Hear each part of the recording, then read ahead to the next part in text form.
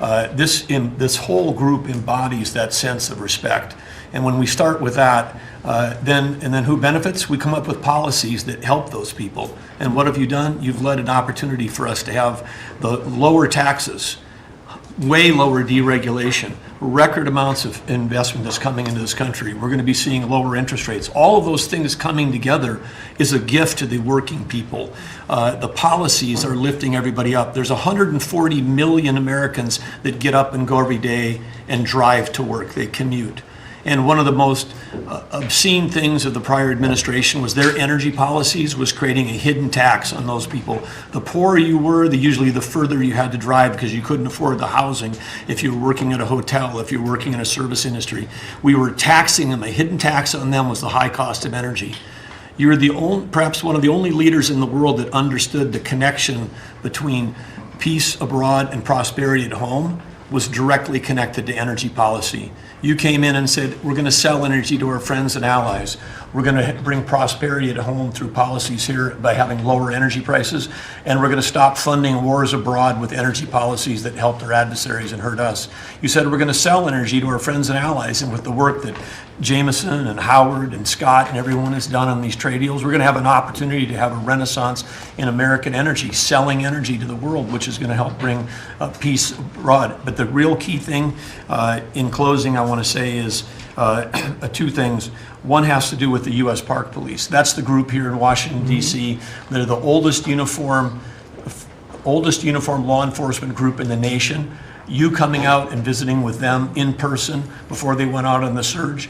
Not only are carjackings down, muggings down, homicides down, everything down, morale is through the roof. Just like Pete saw, we've got record people signing up to want to be part of our military. You have breathed life back into the profession of law enforcement. Your respect for law enforcement is so incredible. It's making a difference. And then us giving them the tools. On a lighter note for everybody here, one of the rules that under President Trump we were able to change for the U.S. Park Police was they could do a pursuit. I was shocked to find out when we were talking to them, like, oh, you pull somebody over and they just drive away and you can't pursue them? I mean, and they said, no, we can't. They said, all rules. We got that rule changed in 24 hours because of President Trump's leadership. The next night they had so much fun. They pulled people over, they started to take off, they chased them, they stopped them, and then the bad guys, some of these were in cars that had stolen plates. So they take the plate off, they steal them off somebody else's car, they know the plate doesn't match, they know they're doing this thing. The bad guys in the car said, what, you're not supposed to chase us. Like you're breaking the rules. The bad guys are telling us to bring them. No, we're back in action. So it's like, and so the morale is high. They all wanted to say thank you to you. Yesterday you announced increasing the number of U.S. Park Police that we're going to hire. This is the group that protects not only our sacred monuments of democracy here, but also the Statue of Liberty and the Golden Gate. This is a great group, but on behalf of all law enforcement, we say thank you. And as Chris Wright was talking about electricity, I want to close with that. We've solved amazing things in 7 months, but the big challenge we have against the remaining is, solving Iran's nuclear thing, that was an existential threat. China beating us in the AI arms race, that's an existential threat. We finally have a president who talks about it. You talked about it in your opening remarks. You've signed executive orders. You understand that essentially we used to say hundreds of years ago, people started saying that knowledge is power.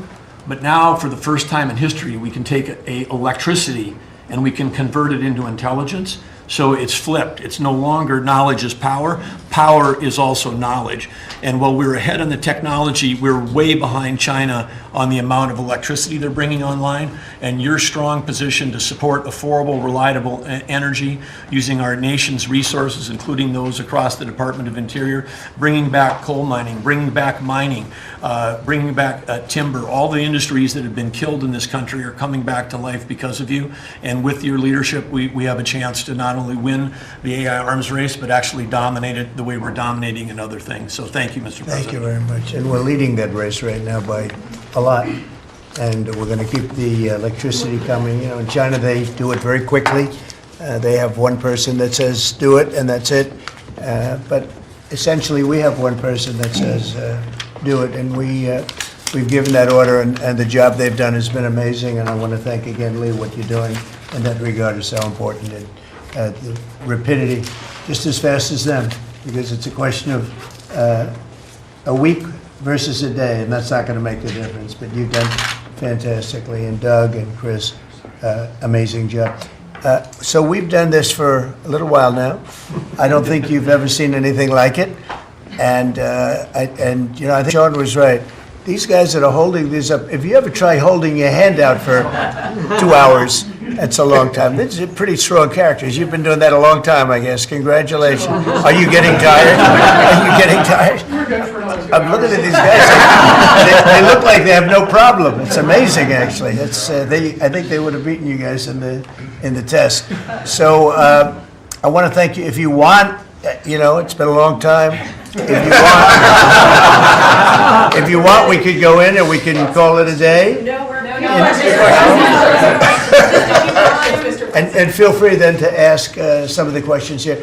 Look, I believe in very open, we want to be open, above board. We want to be honest with the media. I wish the media was totally honest with us, but I think they're getting better, to be honest with you. And so we'll see. But if you want to take a few questions, you President, on a serious note, when it comes to Fed Governor Lisa Cook, her lawyer has said that they're going to be filing a lawsuit challenging this legal action.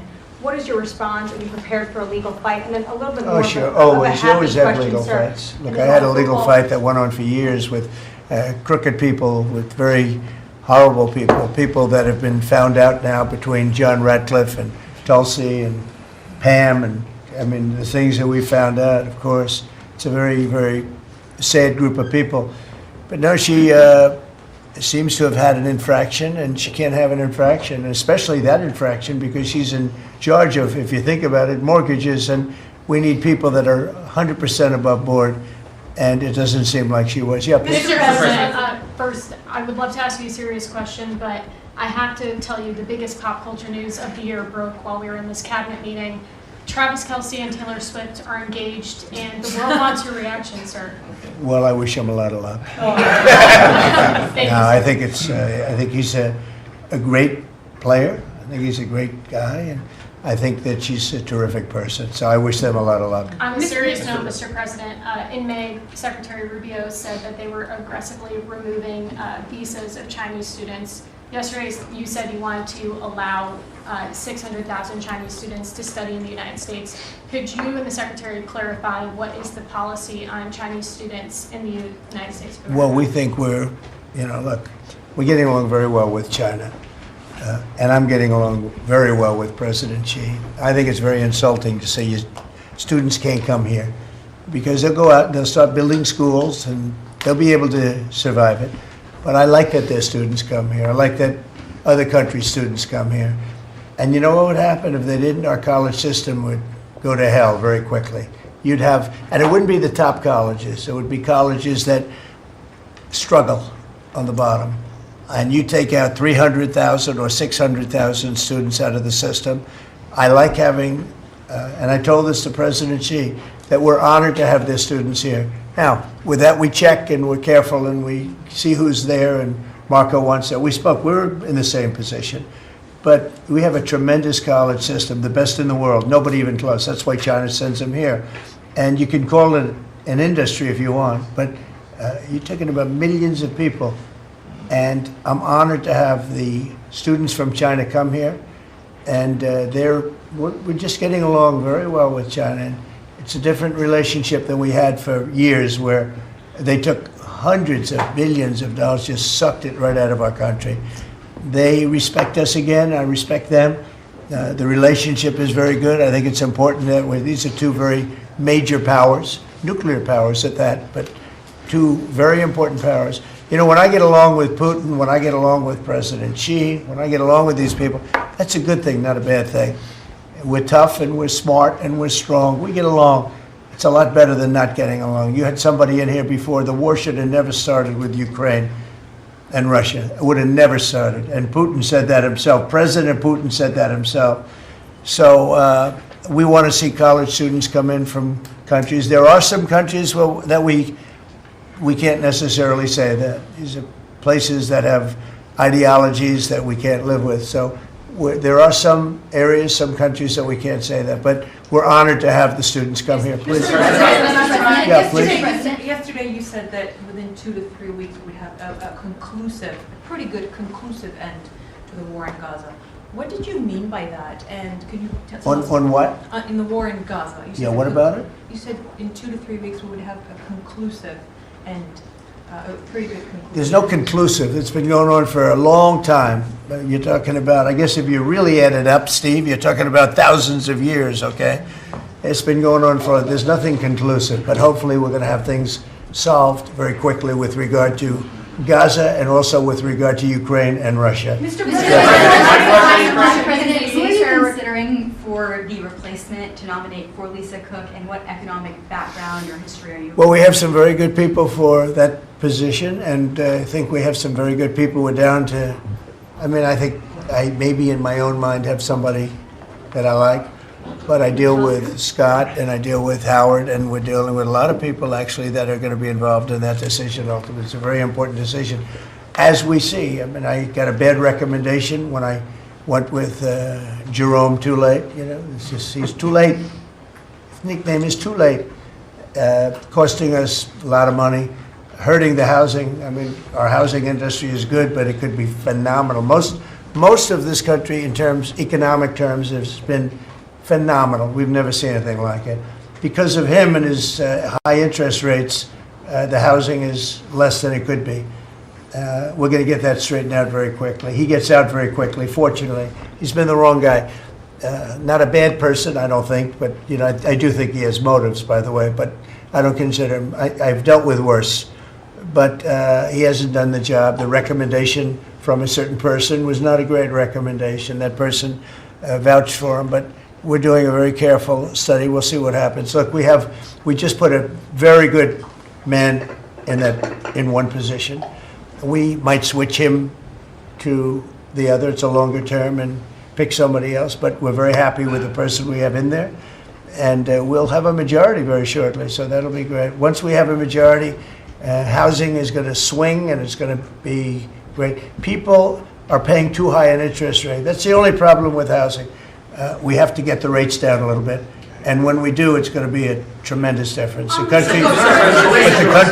country is doing so well. It sort of blows through the fact that we have a man who's too late and not doing a very good job. Please, in blue. Mr. President, regarding crime in D.C., something that might help especially ladies is being able to carry. I know you've talked about reciprocal carry. Would you like for that to apply here in Washington, D.C.? When you say carry, I assume you're talking about carry what we're talking Concealed about, right? or, yeah. In other words, carry a gun. Is that right? Would you like to carry a gun? I would like to, yes, sir. You'd feel a hell of a lot better, right? I absolutely would. I agree with you 100%, okay? Okay, great. But I'll tell you, within another couple of weeks, it's hard to believe what's been accomplished in 12 days, but within another couple of weeks, you won't have to carry. You're not going to have to carry. You're going to be safe. People are safe now. The turn has gone fast. I knew it was going to go fast, but this turn has gone really fast. And within a month or two, this is going to be one of the safest places in the country. I have no doubt about it. And we'll do an extension. We'll work with Congress, or I could declare an emergency, but I don't think that's going to be necessary. And We'll to work that, with Congress. you've got- We're going to be working with Congress. I spoke with our great speaker, and I will be speaking to John Thune, and we're getting tremendous support from Congress, especially maybe here. Everybody wants to see our capital be great. Could say be great again.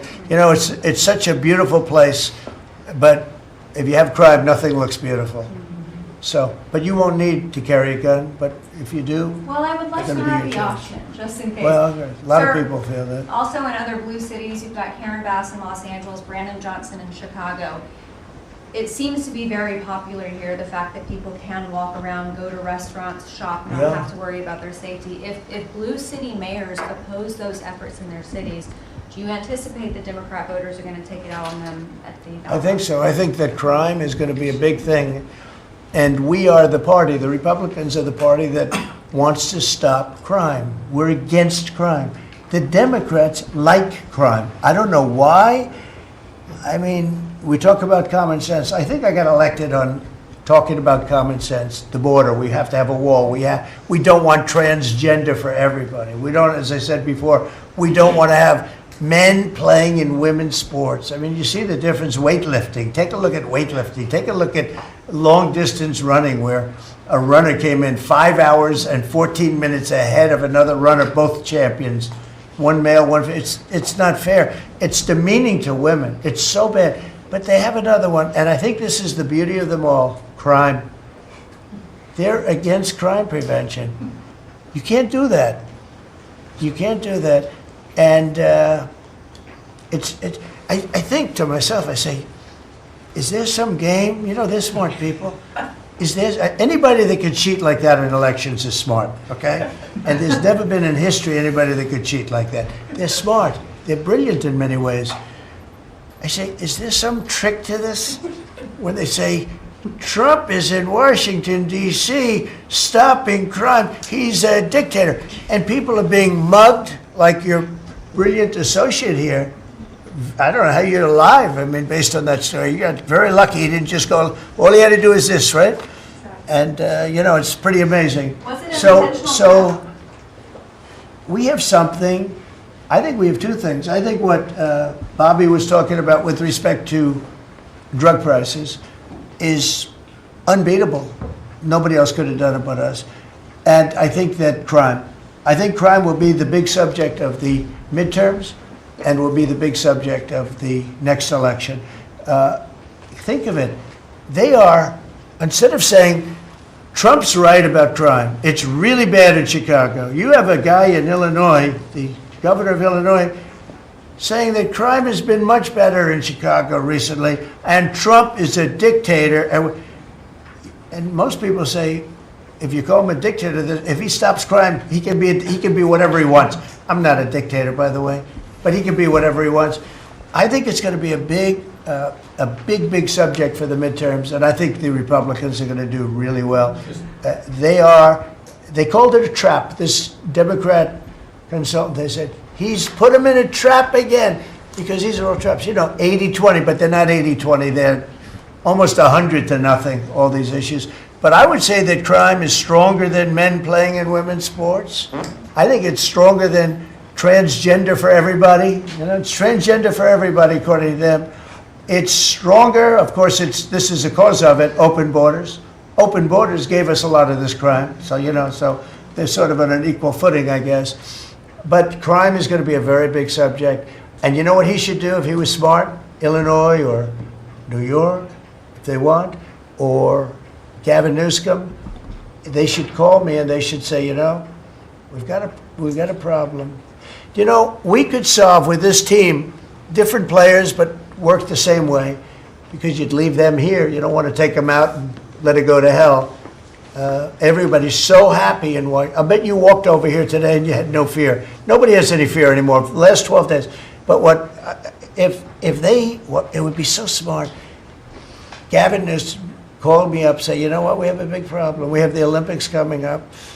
We want to do well. We have tremendous problems on crime and other things, and would love some help. Sure, in particular, maybe right now. I mean, it's a disaster. It's a disaster.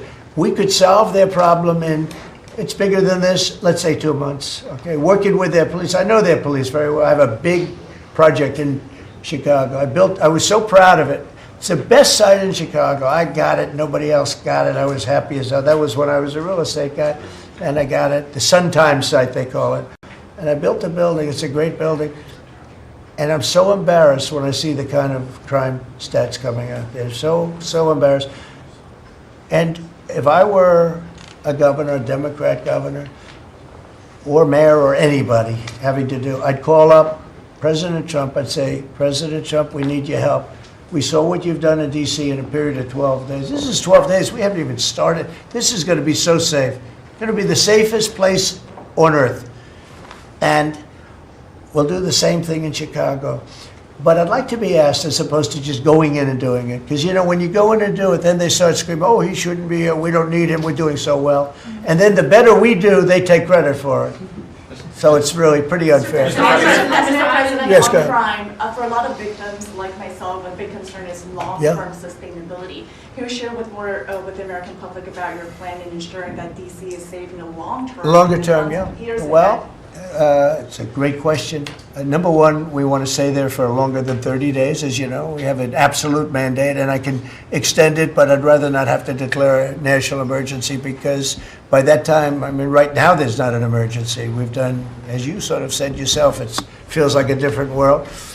We've got under arrest and prosecution, and we've thrown out, taken some, and we're in the process of taking hundreds out of our country that shouldn't be here. And these are hardcore professional criminals. They were born to be criminals, in my opinion, but they're seriously bad people. Murderers, drug dealers, you know them all. You see them all as you walk beautifully to work, and every once in a while somebody puts a gun to your head, because that's what happened in your case.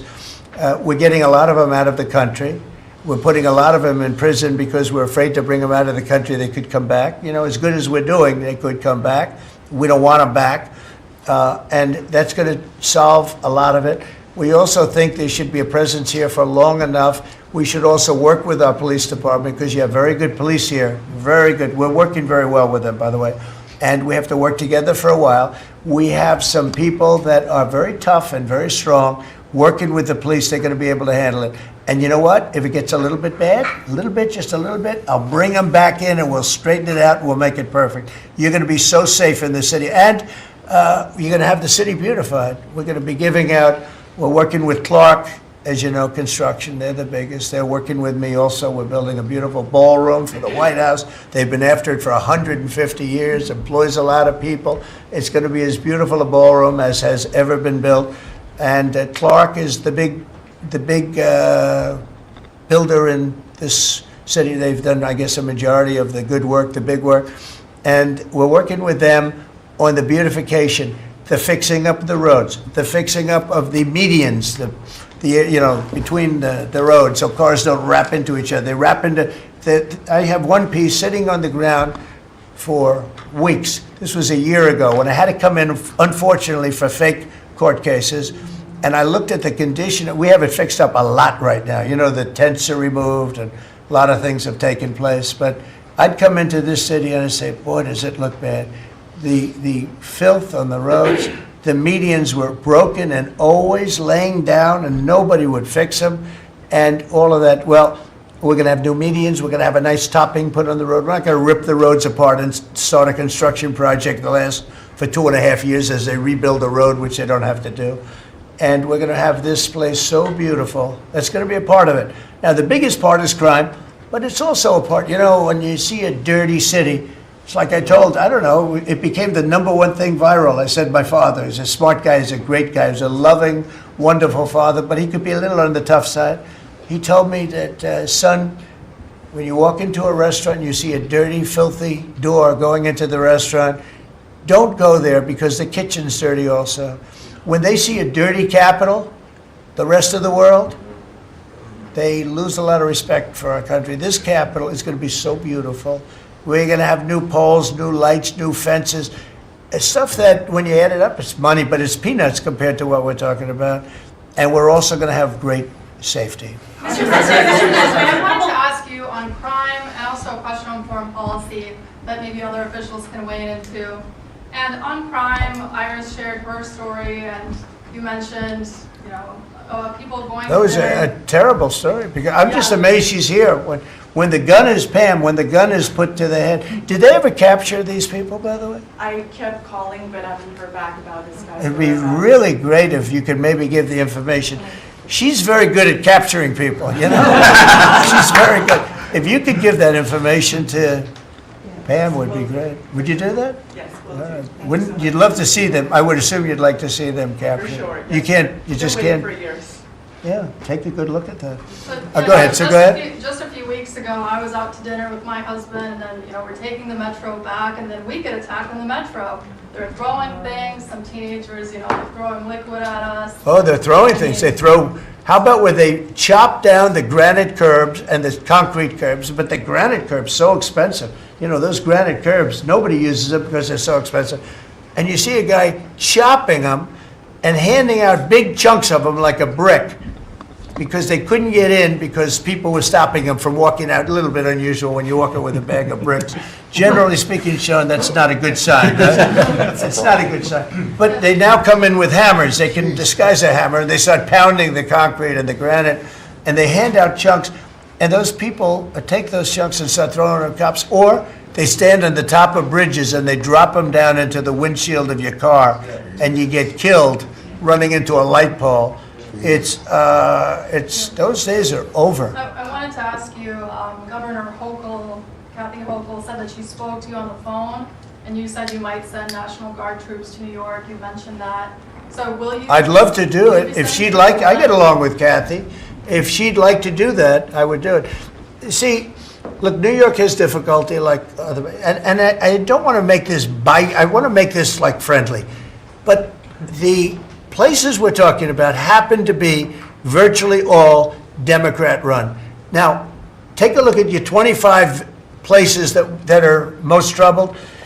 Everyone, except maybe one, and it's way back in number 24 or 25, but essentially 25 out of 25 are run by Democrats, and cashless bail was a disaster. When they did that, and I believe it was instituted first in New York, but when they did cashless bail, that was a tragedy for this, because that's when it really started getting bad.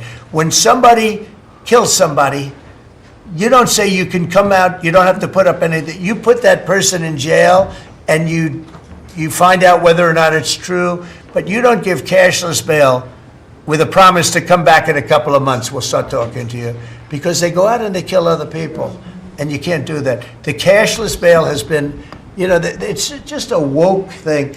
It's got to stop. You see that, Christy, better than anybody. It's got to stop. It causes unbelievable, and we're doing that. We're stopping it in D.C. I would love to have the governor of Illinois call me and say, look, we have a problem in Chicago. We will stop that problem in Chicago in 2 months, maybe less, 2 months. We'll stop it. These are tough cookies we have working for us. These are tough cookies. These are not politically correct soldiers. That I won't go into definitions of what that means, but these are not politically correct soldiers. These are rough guys. I watched it last night. I see it. I saw them the other day when we went down and we spent some time together with them. These are tough cookies. These are not people that you're going to laugh at and spit in their face and they're not going to do anything about it. And these people, they're afraid. These gang members who are bad people too. These are bad. These are just bad people. Ours are bad, but they're bad in a good sense, right? You don't understand that, Scott? And we can solve Chicago in 2 months. Now, then, as per your statement before, we have to keep it going, and we'll be able to keep it going. The first thing you have to do is get it down. We are very close to being at that position in D.C., and within a month, we will be, within a month from when we started, which is quicker than I thought, you're going to feel very, very safe. I think you feel very safe right now. But I would love it to have these governors, mayors call me, say, we'd like to invite you into our community because we have a problem and you can handle the problem and we can't. One other thing, sanctuary cities, they should be terminated. They're sanctuary for criminals. They're safety and security for criminals. They are very, very bad. And all of these places have big sanctuary cities, and all they're doing is protecting criminals. Okay. Questions about Lisa Cook. You have spoken out very strongly for a long time about what you see as the weaponization of government. Yeah. Is your administration weaponizing No. government by digging into the mortgage records of officials you don't like? No, they're public. I mean, you can find out those records. You can go check out the records yourself. And you should be doing that job, actually. You wouldn't do that because that's not the kind of reporter you are. But you should be doing that job. I shouldn't have to be doing it. If you did your job properly, we wouldn't have problems like Lisa Cook. Go ahead. You were going to say something? So would you be trying to Go. fire Blue? Lisa Cook if she had voted to lower interest rates? On national Please. security. I think we have to have a lower interest rates, yes. A follow-up question for you and Madam Attorney General on national security. We've heard from Stephen Miller yesterday in the Oval Office that there are street criminals here in D.C. who are actually found to be doing business with transnational criminal cartels. That's right. overseas. And we know who they are, and we know who they're doing business with. And we're arresting the people, very strongly arresting, and we're keeping them there because, you know, your laws here make it very difficult. And one of the other laws we're trying to get done because you have 14-year-old kids that are just as tough as a 25-year-old kid, just as dangerous, and they carry the same gun. And we have to make a provision where they're treated like older people, because these are seriously tough, bad. They're children, but they're criminals, and they're really bad criminals. And they're used by older people because they never get charged, because you can't do anything to them.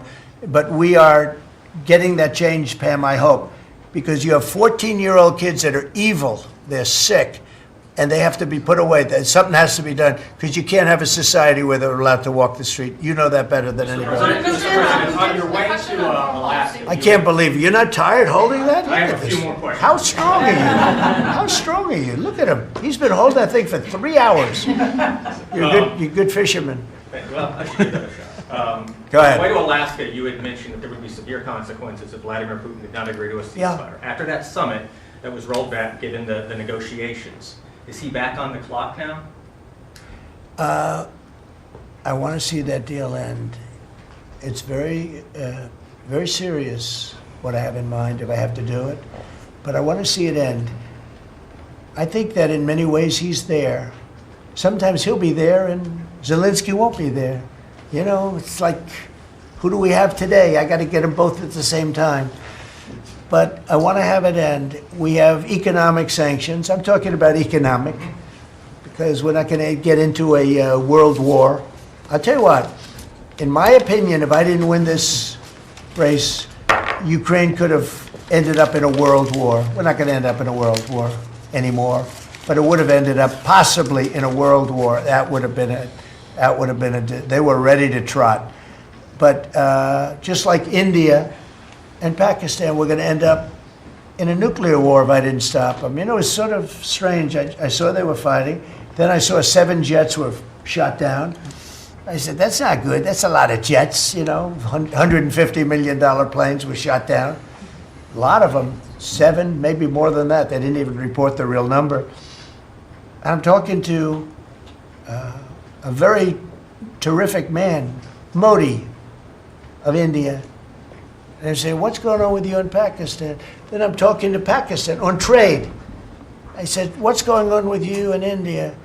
And the hatred was tremendous. Now, this has been going on for a hell of a long time, like sometimes with different names for hundreds of years. But I said, what's going on? I said, I don't want to make a trade deal. No, we want to make a trade deal. I said, no, I don't want to make a trade deal with you. You're going to have a nuclear war. You guys are going to end up in a nuclear war. And that was very important to them. I said, call me back tomorrow. I'm not going to do any deals with you, or we're going to put tariffs on you that are so high. You were there, Howard, right? Yeah. You're going to put tariffs on you that was so high, I don't give a damn. Your head's going to spin. You're not going to end up in a war. Within about 5 hours, it was done. It was done. Now, maybe it starts again. I don't know. I don't think so, but I'll stop it if it does. We can't let these things happen. The Russia-Ukraine situation, last week, 7,012 soldiers, 7,012 soldiers died. They were Russian, they were Ukrainian, they weren't American, so a lot of people would say, what do you care? They're not American. I care. They're 12,000, over the last couple of weeks, over 12,000 people died in like in 2 weeks. You know, we're talking about crime where somebody's killed here or somebody. Think of it, you have your son leaving Russia, leaving Ukraine, their little house, wherever they live with their parents, they're waving goodbye, just like our parents would wave goodbye. And they're waving goodbye, son. And then a week later, his head's blown off in a stupid war by a drone, a whole new form of military problem. So, no, I'd like it to stop. I want to get it to stop. And it will not be a world war, but it will be an economic war. And an economic war is going to be bad. And it's going to be bad for Russia, and I don't want that. Now, I have to also see, because not everybody, you know, Zelensky's not exactly innocent either, okay? You know, it takes 2 people to tango. And I say it all the time. You got to get them together. I get along with Zelensky now, but we have a much different relationship, because now we're not paying any money to Ukraine. You know, stop that. We're paying money to ourselves. What's happening is NATO is buying all of the equipment and paying in full. But even with that, forget about that. I want to get it stopped because it's a lot of lives that are being lost. Every week it's 7,000, 5,000, 6,000. I get the reports and I see battlefields. I'd rather not see them. And you know, you read about Gettysburg. You read about Gettysburg and you see, you know, those 600,000 people, but in that war in particular was really bad, like 150,000 or something, just dead body. I'm seeing the same. I see pictures. I see satellite pictures of heads over here, arms over here, legs over here. And this is like a modern age. It's no different than the worst wars that I've ever seen. And if I can stop it because I have a certain power or a certain relationship, I had a very good relationship with President Putin. Very, very good. That's a positive thing again. And I think I'm probably the only, Steve Witkoff would tell you I'm the only one that can solve it. I don't know, he's told me that a few times, unless he was saying that just to build up my ego, but it's not really. I have no ego when it comes to this stuff. I just want to see it stop. Thousands of young people, mostly young people, are dying every single week. If I can save that by doing sanctions or by just being me, or by using a very strong tariff system, that's very costly to Russia or Ukraine or whoever we have, you know. But I stopped 7 wars, and 3 of those wars were going on for more than 30 years. You know, if you look at Congo, if you look at, just look at any of them, almost all of them were going on for an extended period of time. Now, interestingly, one had just started, it was 2 days old, and you know that one. And we did that one when we were in Scotland negotiating. It was 2 days up, but there were 2,000 dead bodies laying on the border, and I got that one stopped too. And I'm very honored by that, but I still, the one that I thought would be the easiest is turning out to be the hardest. That's President Putin and President Zelensky, but I think I'll get it done. Why do you Can think you that stop is? Why is it harder that? than it would be? You never know. It's war. Can you stop the family? With war, you never know, right? War's very tricky, very horrible. But with war, you never know. Things change. People go into war, think they're going to win the war, and then they get their asses kicked. And they lose their country, and they lose millions of lives. Nobody goes into a war thinking they're going to lose.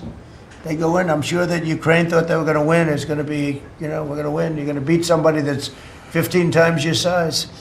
Biden shouldn't have let that happen. Biden shouldn't have. I mean, the man was grossly incompetent. He should have never been there. That would have never happened. But you don't go into a war that's 15 times your size. Do you think The there's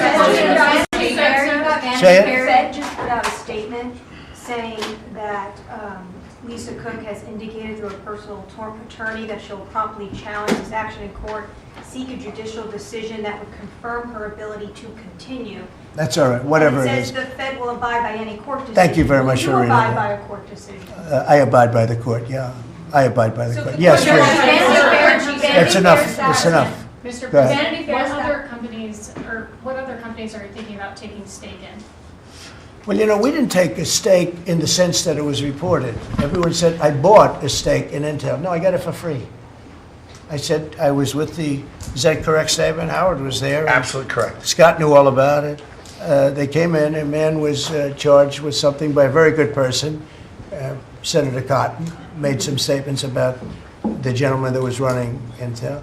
When he came in, and I said some rough things about him, I said, I'm not happy with it, and they called, and he was very devastated at what I said. I said he should immediately resign.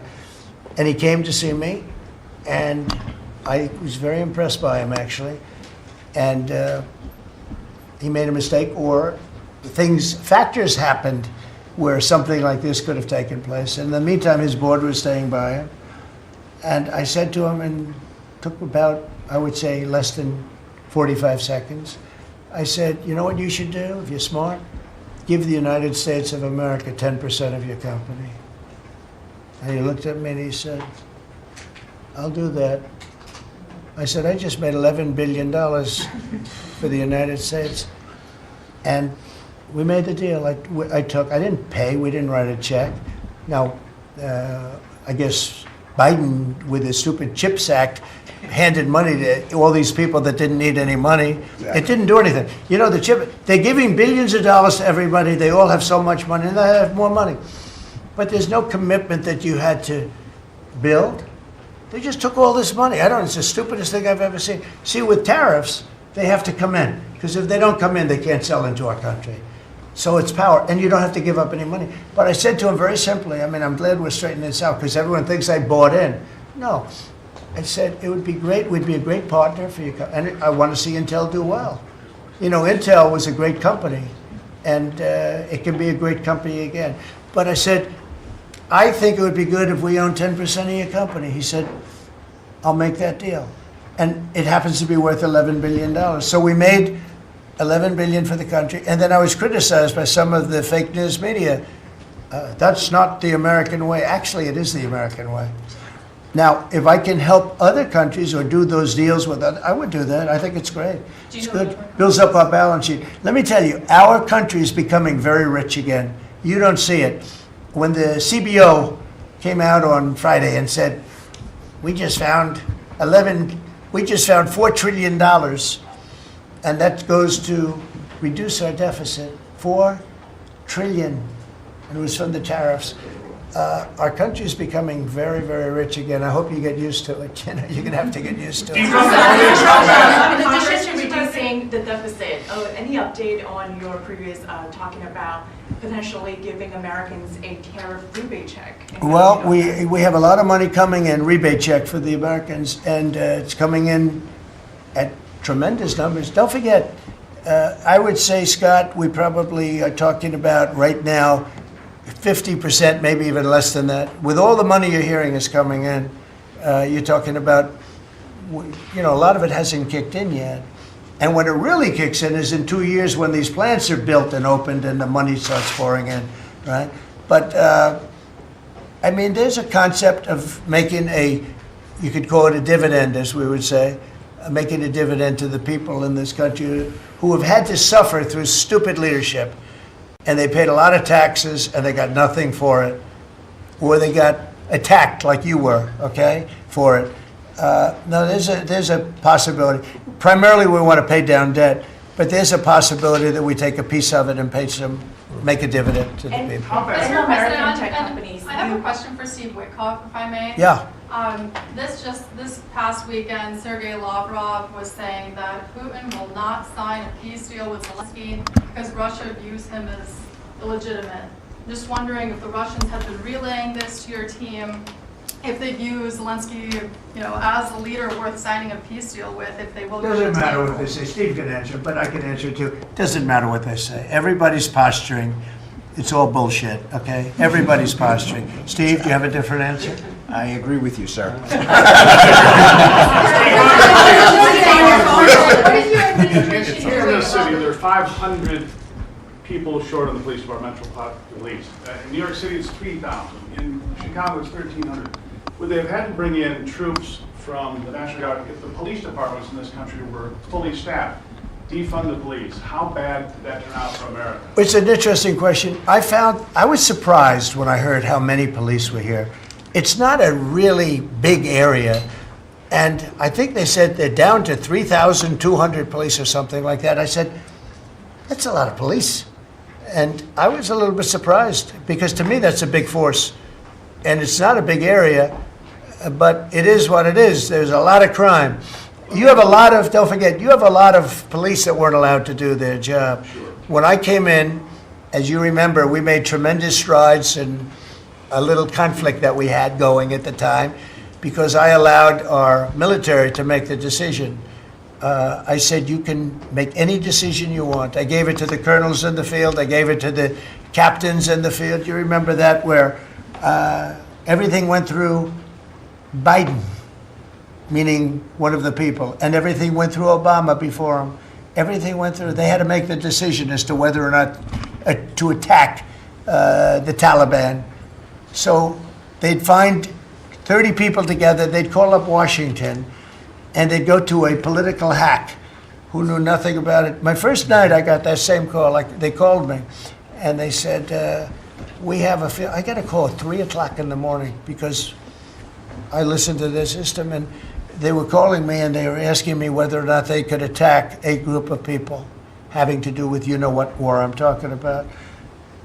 And I said, I know nothing about this. Wait a minute. And then I said, who is he? Let me speak to the people calling. They're calling from Afghanistan. And I said, let me speak to the people. I want to speak to them.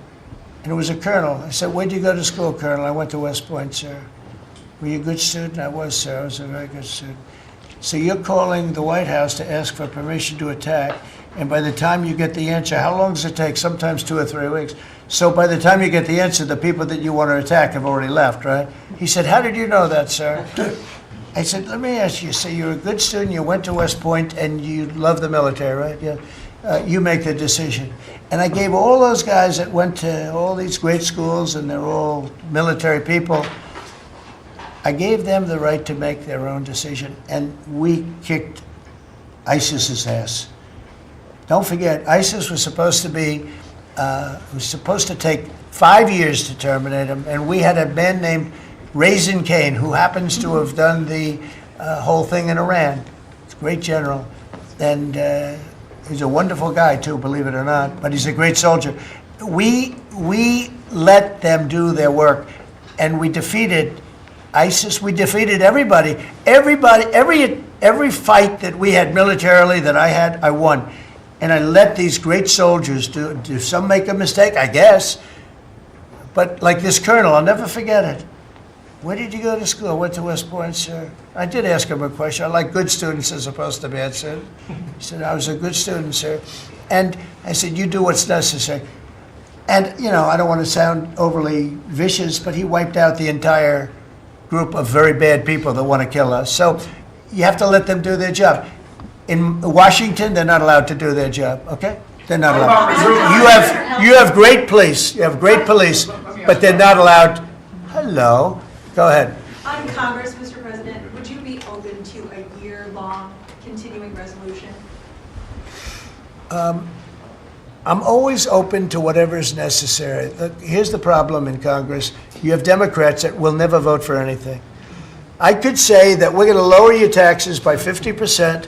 We're going to guarantee you free cities, safe cities. Nobody will ever get touched, molested, beat up, shot in the head. We're going to give you the greatest country ever. We need your vote. And they won't vote. And they do it in unison. The only thing they do good is cheat on elections and unite. You know why they unite? Not because they're good or they're loyal people. They unite because they're afraid. They're afraid of the radical left. And you can't get their vote.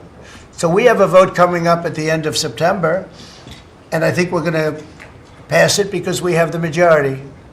And I think almost every Republican will vote for an extension. Because no matter what deal you make with these people, look at Schumer. He made a deal a year and a half ago, and after making the deal, he's been almost run out of the party. He's not the same man. He's not the same man. He's finished. He aged 20 years. He's become a Palestinian, by the way. We call him our great Palestinian senator. But Chuck Schumer, and I wrote him a letter. I said, Chuck, that was really great. Thank you very much. And somebody gave the letter to the press, not me. And he was destroyed because they thought I was being sarcastic, and I wasn't. He made a great decision. It kept our country open. It was a positive. But you can count on almost no vote. I mean, I see things. I'll give you an example, crime. So we're going to pass a bill to stop crime. We may not get one Democrat vote, okay? We may not get one. So when you say continuing resolution, I guess so, and it's going to be passed exclusively by Republicans. On farm Mr. President, visas, why do you use you mentioned in Iowa that you wanted to see sir? some changes to the H-2A visa program for farm workers. Right. You mentioned in Iowa that you want to see changes. Do you want to see that before the fall harvest? Well, I love both groups, and we take care of our farmers, and we also take care of the people that want bad people out of our country, and we're working on something that's going to work really well. We take care of our farmers, but we also have to take care of those people that voted for me because they don't want criminals in our country, and we're working on something where we can take care of both. Mr. President, you were talking about the CBO report that 2 of your cabinet members were talking about. I remember back on Liberation Day, many of us reporters covered your detractors, people saying that it was going to explode the deficit and therefore explode the debt. Who all has called you to say I was wrong? That's very good. You know the answer to that. Okay, yeah, please. Governor Pritzker said yesterday that he, at the press conference, that he would encourage nonviolent resistance to the National Guard if they were sent to Chicago. What's your response to that? He said what?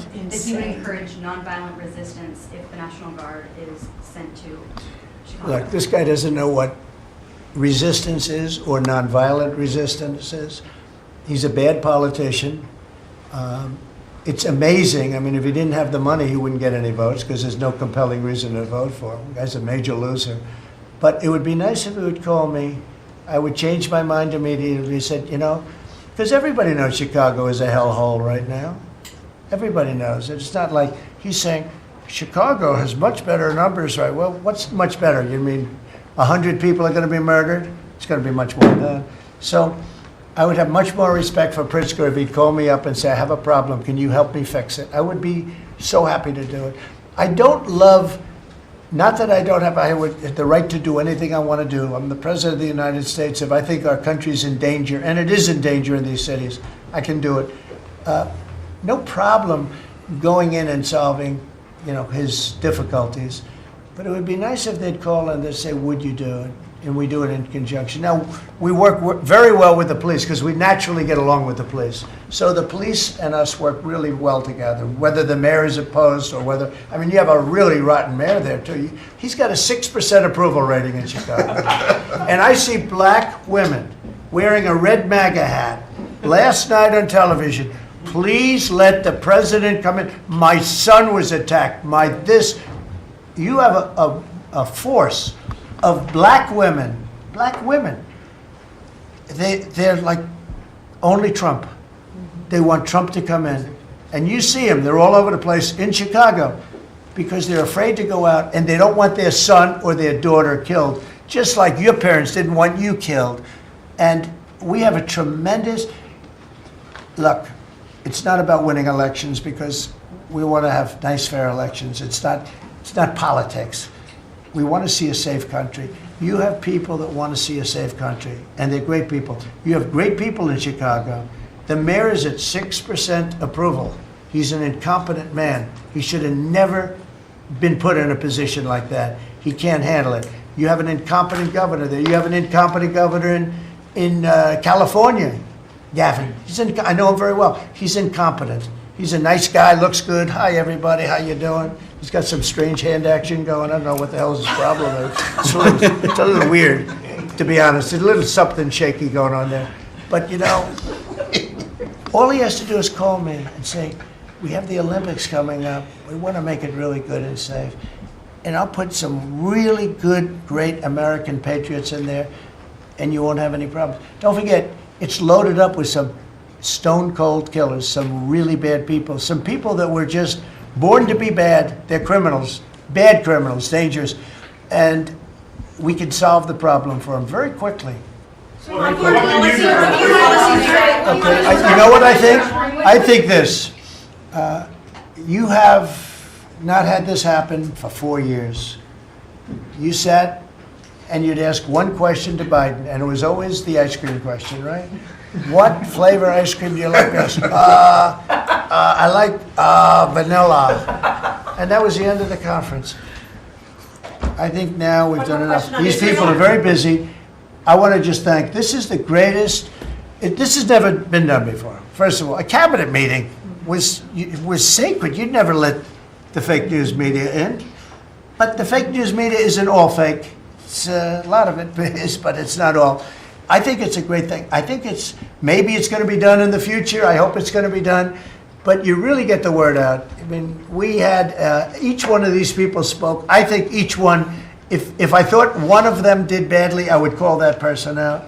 I would say, Christy, what the heck are you doing?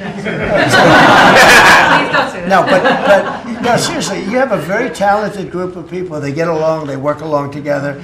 And there's something really nice about just, you know, the openness of what we're doing. It's government. It's an open government. That's what we are. And we haven't made too many mistakes. maybe will, but we haven't made too many mistakes. We've called it right. And I think you can be very proud of your country. We are a respected country again. We are really, right now, respected at the highest level, and we're doing great. And we're a very rich country again, very rich. And that's a good thing, because when we're rich, we can take care of poor.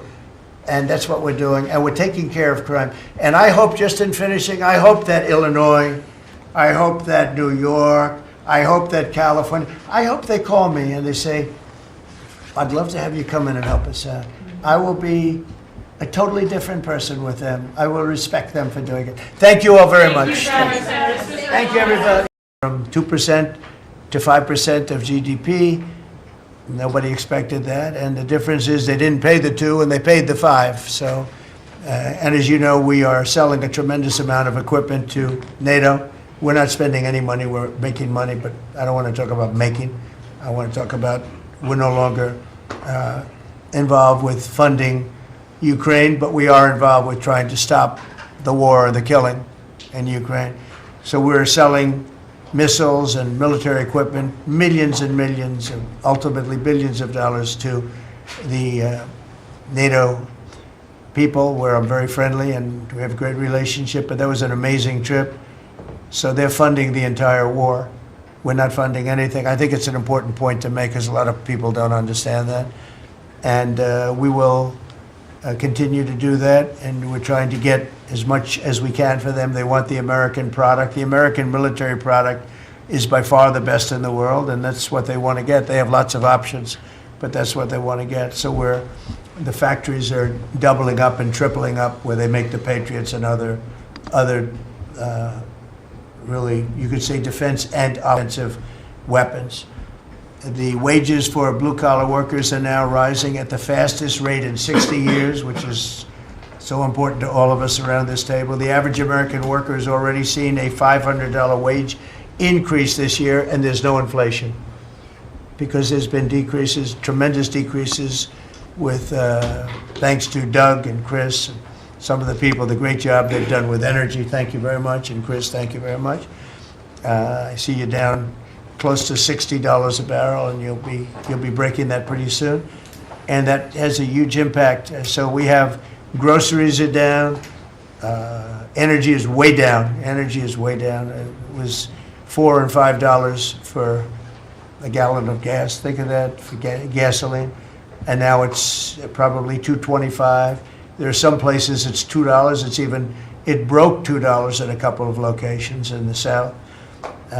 In places like California, where they charge such high taxes, it's higher, but it's still much lower than what it was a year ago. So energy's way down. Groceries are way down. Eggs are way down. Thank you very much, Madam Secretary. You've done a great job. Appreciate it. When we came in, the eggs were through the roof. They were 4 times higher than they've ever been. And my first question from you people were, what are you going to do with eggs? I said, what's the problem with eggs? That was caused by Biden, or whoever was operating the auto pen actually caused it, I guess, because I don't think he knew too much about eggs. Factories are booming compared to before I took office.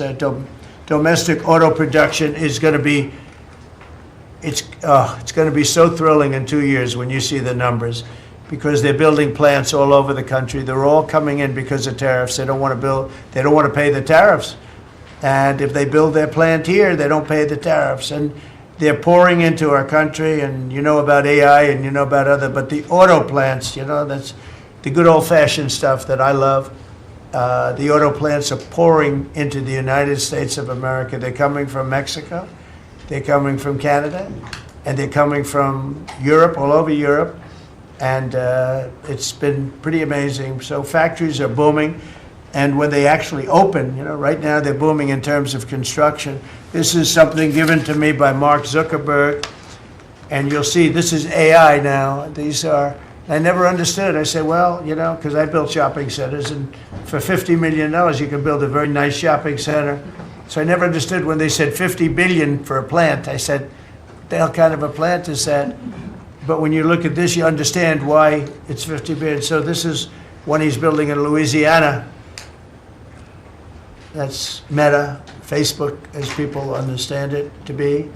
But look at that. That's the size of Manhattan. So that's superimposed over the island of Manhattan. It takes up a big part of Manhattan. I think they say 81% of Manhattan. So these are big things, and they're going up. A lot of them are going up now. I don't know that big. Actually, Mark is building 4 of them, and others are building similar places. And when these things open up, I'll tell you what, our country, we're leading China now in AI, substantially leading China. And the reason is because we're letting them build their own electrical facilities. We would need double the energy that if you take all of the electricity that we produce right now in this country, you'd have to multiply it times 2 or maybe 3 times. So 3 times more than we have right now for everything, to operate your toaster and everything else, okay? 3 times more. And the way we are able to succeed, because China goes out and builds these massive plants. They're right now building 58 coal, in this case, almost all coal-fired plants. And coal is back with this country too, by the way. You know, there's a reason they use it, because it's good. It works for them. And we call it clean coal. We don't call it coal, we call it clean, even very clean coal. But we have coal going up, we have nuclear going up. Nuclear is very much in vogue now. It's safe and inexpensive and great. We don't allow windmills. We're not allowing any windmills to go up. I mean, unless there's a legal situation where somebody committed to it a long time ago, we don't allow windmills. And we don't want the solar panels that I was speaking with the secretary about, because they take up, you know, thousands of acres of our farmland. You see these big ugly patches of black plastic that comes from China. And the solar is, you know, I like solar in some ways, but for firing up your big plants, it doesn't work. It's very unstable, but it really takes up your farm. The farmers are saying, you know, they're building these massive blotches in the middle of the fields all over the country. It's so crazy. It's so crazy. So we're not heavy into that at all. And windmills, we're just not going to allow them. They're ruining our country. They're ruining everyone. If you look at, I hate to mention countries, but you look at the UK, what's happened at UK, they have energy costs have gone through the roof. It's because of wind. They want to do everything, close up the northern parts of the country. They have oil that's tremendous.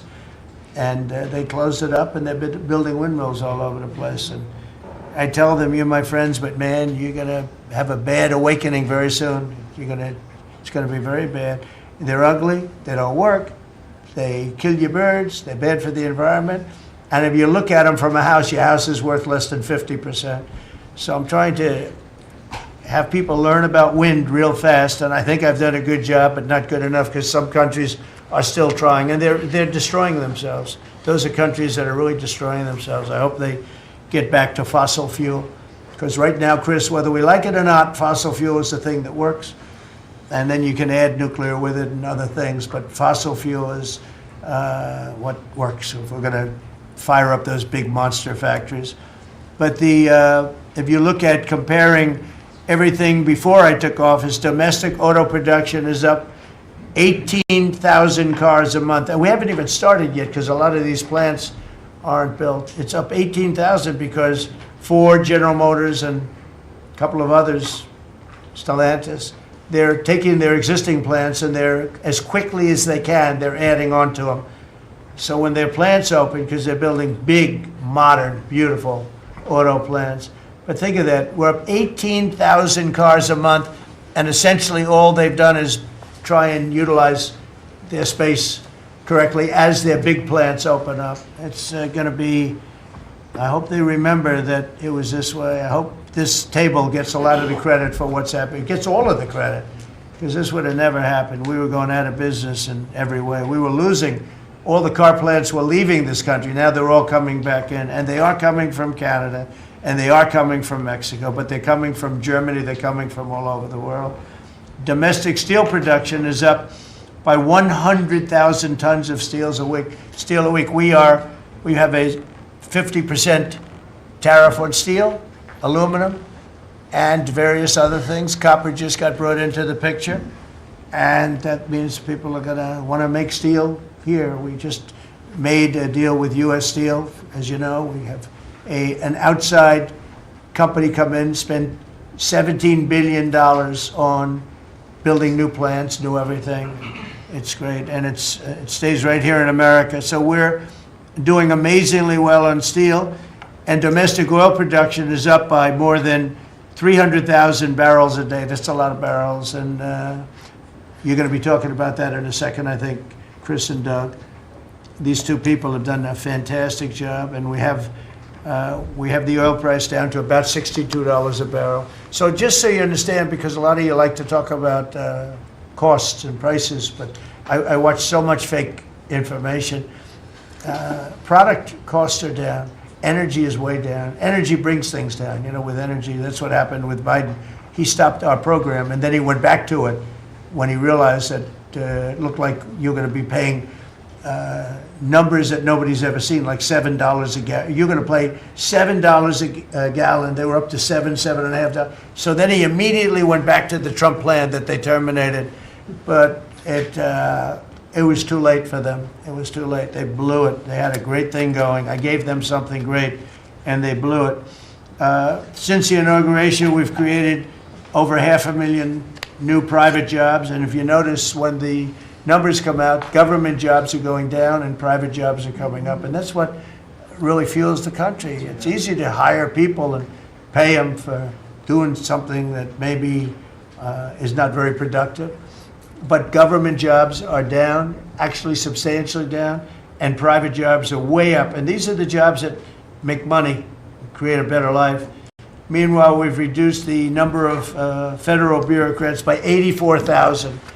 So we got rid of 84,000, and I think the job numbers, you're going to see the new job numbers are going to be through the roof because of all of the different businesses that are moving into our country. And not just production businesses, autos and AI, but any business you can think of. In the world of furniture, as an example, North Carolina, I went there many times when I built a lot of hotels and things, and I'd go to North Carolina, I'd buy the greatest, they were the greatest, most talented people. And then China came along and took all of those jobs away. If they would have tariffed them, China wouldn't have taken any of the jobs. But we had presidents that, honestly, and I like some of them, but they didn't know what the hell they were doing from a business standpoint, from running the country. And North Carolina, the most talented woodworkers that you've ever seen. I'd be there and I'd watch them. I'd say, I'd like to have a rail in that chair. Maybe can you fancy it up a little bit? How about this, sir? And they'd hand me a thing. It was like they were artists. They were unbelievable. And that business was stolen from us by others, not only China, but by others. All of a sudden, you're ordering your furniture from China. It was not even close to being as good, but they couldn't compete with it. If we would have said costs 100% or 200% tariff, you wouldn't have lost one job. It's so sad. But we're going to rebuild North Carolina furniture and other places, South Carolina too, to a lesser extent. They make furniture. But furniture, we're going to put a very substantial tariff on. We've already announced it. It'll be done pretty quickly. And when that happens, everyone's going to start. I just tell you, North Carolina, go out and start getting the grandchildren and the children, start teaching them, because some of those incredible artists that I knew as young people, they're older people now, but they still have the talent and they have time left, but they're going to be teaching their sons and their daughters and their grandchildren, and it's going to be a beautiful thing to see. It's going to happen like magic. It's going to happen without question. It's not like, gee, I hope it happens. It's going to happen. The results of Ford that just announced it's going to create 4,000 new jobs, American jobs. Hyundai, 14,000 jobs. General Motors is moving production of the Chevy Blazer and Equinox from Mexico back to the United States where it belongs. Don't forget, we lost 55% of our auto production over the last 35 years. 55%. We were the auto capital of the world. Like there was nobody even think about challenging us. We lost 55% of it to Mexico, Canada, China, a lot to China, and other countries. And it's all coming back. We will be bigger. A couple of years, we'll be bigger than we ever were. We'll be more dominant. We'll be bigger. We make great product, too. We're starting to make really great product. We're going to be bigger than we ever were. We're going to be at the level that it was when we were the only one that really, we sold to the world. And we're going to be back selling to ourselves and other parts of the world. It's not going to be the same, but it's going to be equally as important as it was in the heyday 30 years ago. But we lost more than 50% of the automaking capacity. In fact, the unions, the auto unions, as you know, the top guy didn't know me, didn't like me, and now he likes me. He says, man, I can't believe what Trump has done. But the auto workers voted for me. They understood better than anybody else. The auto workers, the Teamsters voted for me. Teamsters are great. They all voted for me. No Republican has ever gotten the support of the Teamsters and the auto workers. And now the head of the auto workers, I mean, it's so amazing. I watch them on television there. They can't even believe what happened. And I told them all what was going to happen. We secured new market access for American agricultural exports all over the world. Our secretary is doing a great job. Thank you, Brooke. And we have negotiated historic trade deals with the United Kingdom, China, Indonesia, Vietnam, the Philippines, Japan, South Korea, who was here yesterday, and the European Union. Foreign nations are now paying hundreds of billions of dollars straight into our treasury, and numbers that nobody's ever seen before. As you know, we made trade deals with a lot of countries, and many of those countries, just to be able to sit at the table, are paying us hundreds of billions of dollars. We made a trade deal with the European Union. They were rough on us for a long time, and now we have a very good deal. We made that with them. Trillions of dollars is coming into our country. Trillions. Far beyond billions, trillions of dollars. Wouldn't you say, Scott? Yes, sir. And in a short period of time. They have to buy $750 billion worth of our energy product. Energy is great. We have more than anybody else, so we're using it. But the European Union is a done deal, and Japan is done. And, I heard there was a problem with South Korea, but we met yesterday, and they're done. We didn't do anything. We just kept the same deal. He honored the deal. They wanted to see if, I don't even want to say it, but they wanted to see if they could do something. But they honored the deal, which is nice. And we cut the previous record-setting trade deficit, I hear just came out. We cut it in half already. We haven't even said, we've only been here really for a few months because, you know, it takes you a little while to fix up the Oval Office and do those things. prepare for the battle, right? So we really only been here for a very short period of time, and we cut the trade deficit in half. Is that right? That's fantastic. I didn't even think we were going to do that. And remember, these are things that are being built. These things, you know, all these numbers up here, they're not open yet. When they open, you're going to see things happen in the United States that nobody's ever seen before, including our country in its heyday. And I had the greatest economy in the history of our country my first 4 years, despite COVID, which was a very unfortunate situation for the whole world. We did a great job with it, never got the credit for the job we did. Operation Warp Speed, people say, is one of the greatest achievements ever in politics or in the military, because it was almost a military procedure. But everybody, including Putin, said that Operation Warp Speed, what you did with that, nobody can believe it. And we did a great job, but it was a horrible, horrible pall over our country. We had a very dark cloud over the world. That was a very, very bad thing that came out of Wuhan, which I said it came out of Wuhan. That's where it came from. And China suffered greatly, but everybody did. But we did a good job with that, as good as you can possibly do, and we came back, and now we're stronger than ever before. If I didn't win this election, this country was gone. I'm telling you, economically it was gone. None of the things that we're talking about would have happened. The whole world was robbing us blind. Friend and foe. They were stealing our jobs, our money, our factories. They were stealing everything. We would have been a shell. We would have been a bankrupt, broken shell. And that's the way it is, but we're doing just the opposite. Stronger than we've ever been. Last month, in a landmark achievement, I also proudly signed the largest working class tax cuts in American history. So the bill that, I'm not going to use the term great, big, beautiful, that was good for getting it approved, but it's not good for explaining to people what it's all about. It's a massive tax cut for the middle class. It's a massive tax cut for jobs. And And it's, I mean, think of it, no tax on tips, no tax on Social Security. So seniors, I don't know how you can vote for anybody else. And, just think of that, and no tax on overtime. So you work overtime, you don't have to pay tax on overtime. That's good. The Democrats don't know what they're gonna do. So they have, like, this soundbite. They have all these sound bites. They send it out, I don't know, some guy sends out a word and everybody uses it, including the fake news. Some of you are here right now, I'm looking at you. And it's death. They use the word death. No, it's actually life. It's almost like a newborn life. It's not death. That's their soundbite. The bill is death. It's not, we strengthen Social Security. We strengthen Medicare, Medicaid. The job we've done on Social Security is, if the Democrats got in, Social Security is over because the country's going to fail. There won't be any Social Security. And I made that pledge to you. We're going to take care of Social Security, Medicare, Medicaid, and we're doing that in spades because the country is becoming so successful again. And it hasn't been this successful.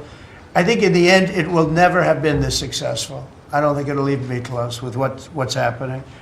Every American is seeing a tax cut as a result of the bill. The average police officer will keep an extra $1,000 a year at least in overtime, and the average waiter or waitress will keep nearly $2,000 extra in the fact that they would have had to pay that kind of money on tips.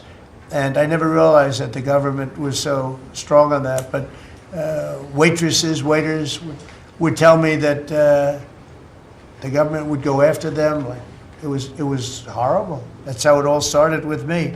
It just was incredible.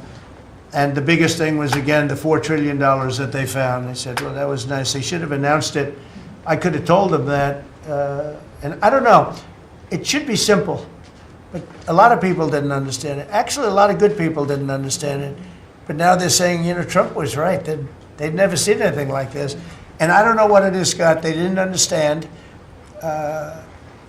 what we were trying to explain to them was going to happen. Everybody's moving back to the United States because they don't want to pay a tax. If they're not here, they have to pay a tax. And it didn't seem that complicated, but it's working at a level that nobody can imagine. This is working $4 trillion, but that's a big number. It's a number that nobody ever heard of before. But $4 trillion is exciting. But that's nothing compared to what's happening, because these places haven't even opened yet. Some of them haven't even started hiring yet. They're under construction. So it's construction jobs, but it's not the big number, and the big numbers, when they open, they're going to be very successful. It's a revolution. We're also working on things to ensure that the awesome power of artificial intelligence is used to benefit all Americans, including American workers and also American children. In that spirit, our wonderful First Lady has just announced a presidential AI challenge. It's going to be a very good challenge, I can tell you. She's put her heart into it, which will inspire the next generation to stay on the cutting edge of this vital technology. This is the new internet, the new computer, the new television, the new everything, all put together in one. This is why when I show you a picture like that, I show you this. This is a factory superimposed over the island of Manhattan, and you have many of them being built right now all over the country, or soon to start. Some of them have started. This one has actually started. That's in the great state of Louisiana. But the First Lady is working very hard on this, and it's an important initiative. And Melania, when she puts her mind to it, nobody can do better. There's nobody. So every young person should go to AI.gov to learn more, AI.gov to learn more. And you'll see it's a great challenge. I think it's going to be a very modern kind of a challenge that involves AI, which is very exciting to people. So I want to thank her, raise a lot of money for children. We're putting America first, and we're going to be putting the America worker first. And, the Republican Party has picked up 4 million new people, 4 million. The Democrats have lost 2.5 million. Other than that, they're extremely happy. They're very depressed. They're very depressed. And their new box that they've fallen into is crime. There was a consultant on one of the shows this morning I was watching. I thought he was very good. He's a Democrat consultant. And he was screaming, no, no, don't let him do this to you. Don't let, it's another trap. It's another trap.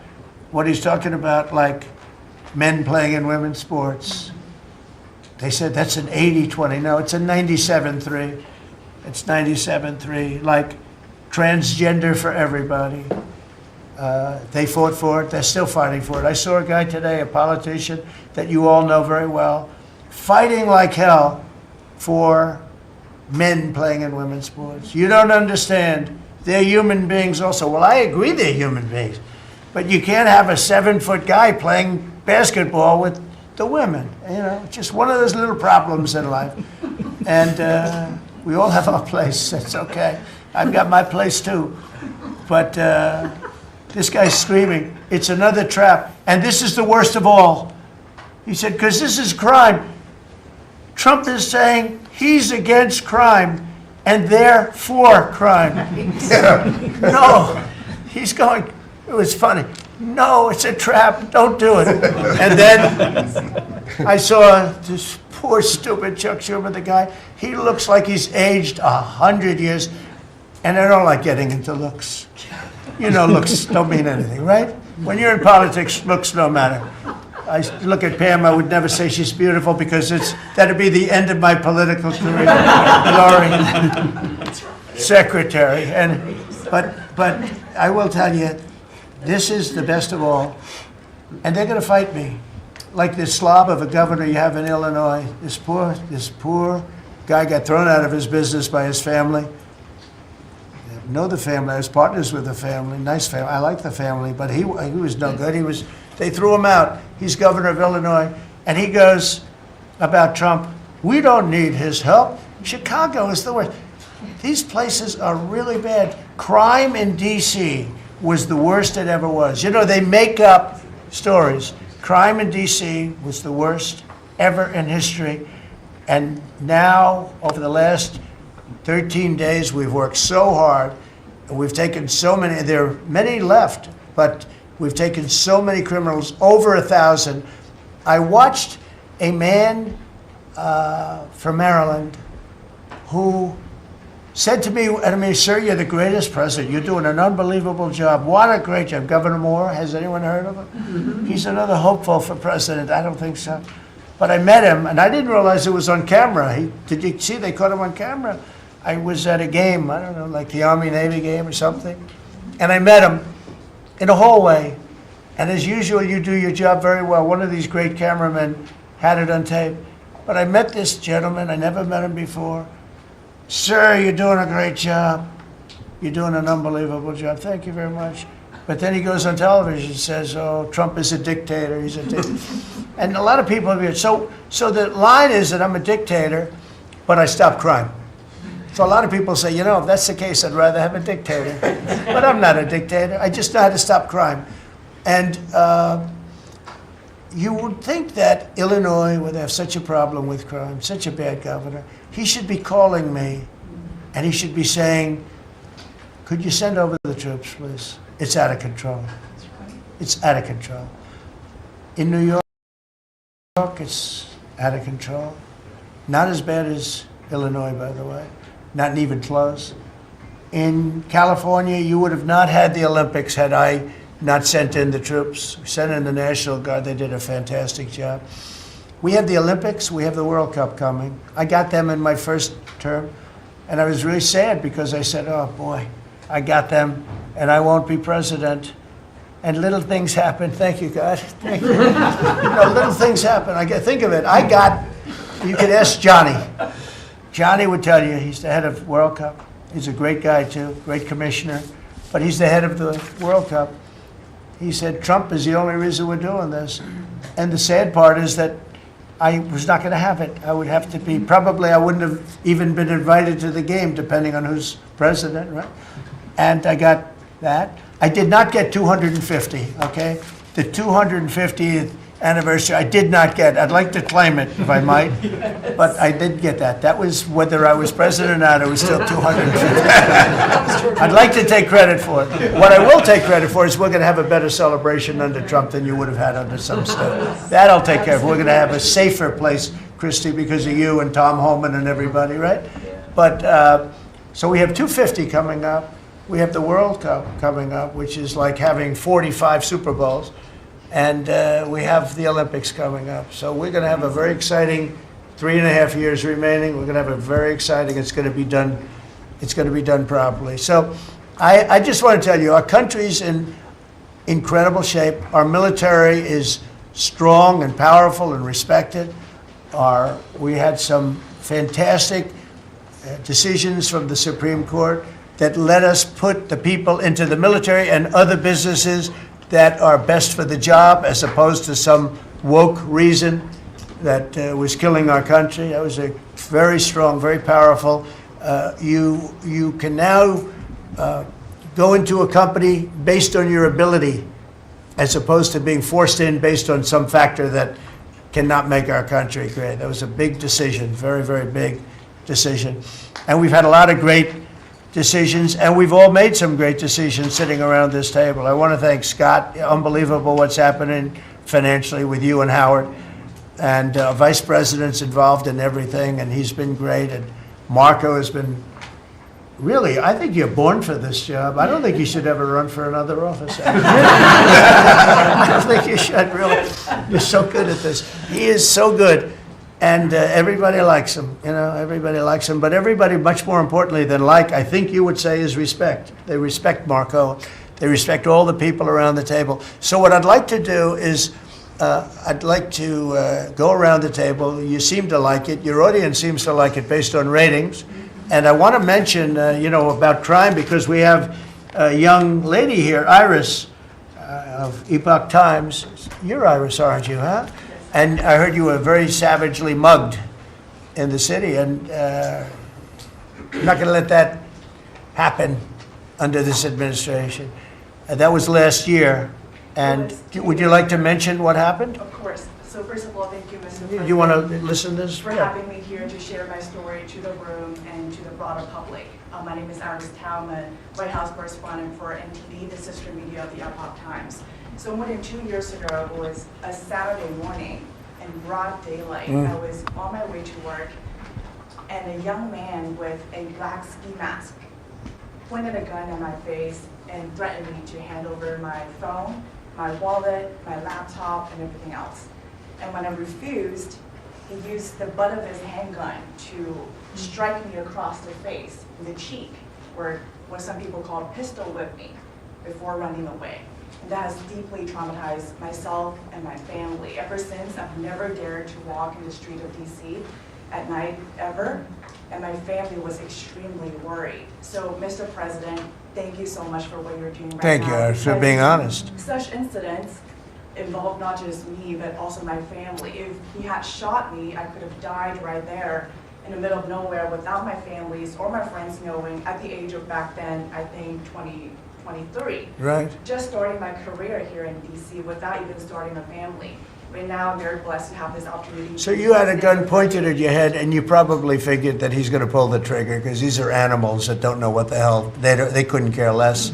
The pulling the trigger to him is a very minor event, and I'm sure he's done it before. So how did you, and you did refuse to give it, which would probably, maybe somebody would say that was not the right decision, right? Right. But you refused, but I understand that. So, and then he hit you real hard. Yes. It's really amazing that you weren't shot. That was. I'm very blessed, and that's why having this opportunity to stand here to share my story today. One, I'm very grateful for God for allowing me to still survive to this day, but also to Mr. President. Thank you for now making DC safer. Thank you very much. For us, for our families, for my parents, on my behalf of my parents, and now my baby on the way. Thank you so much.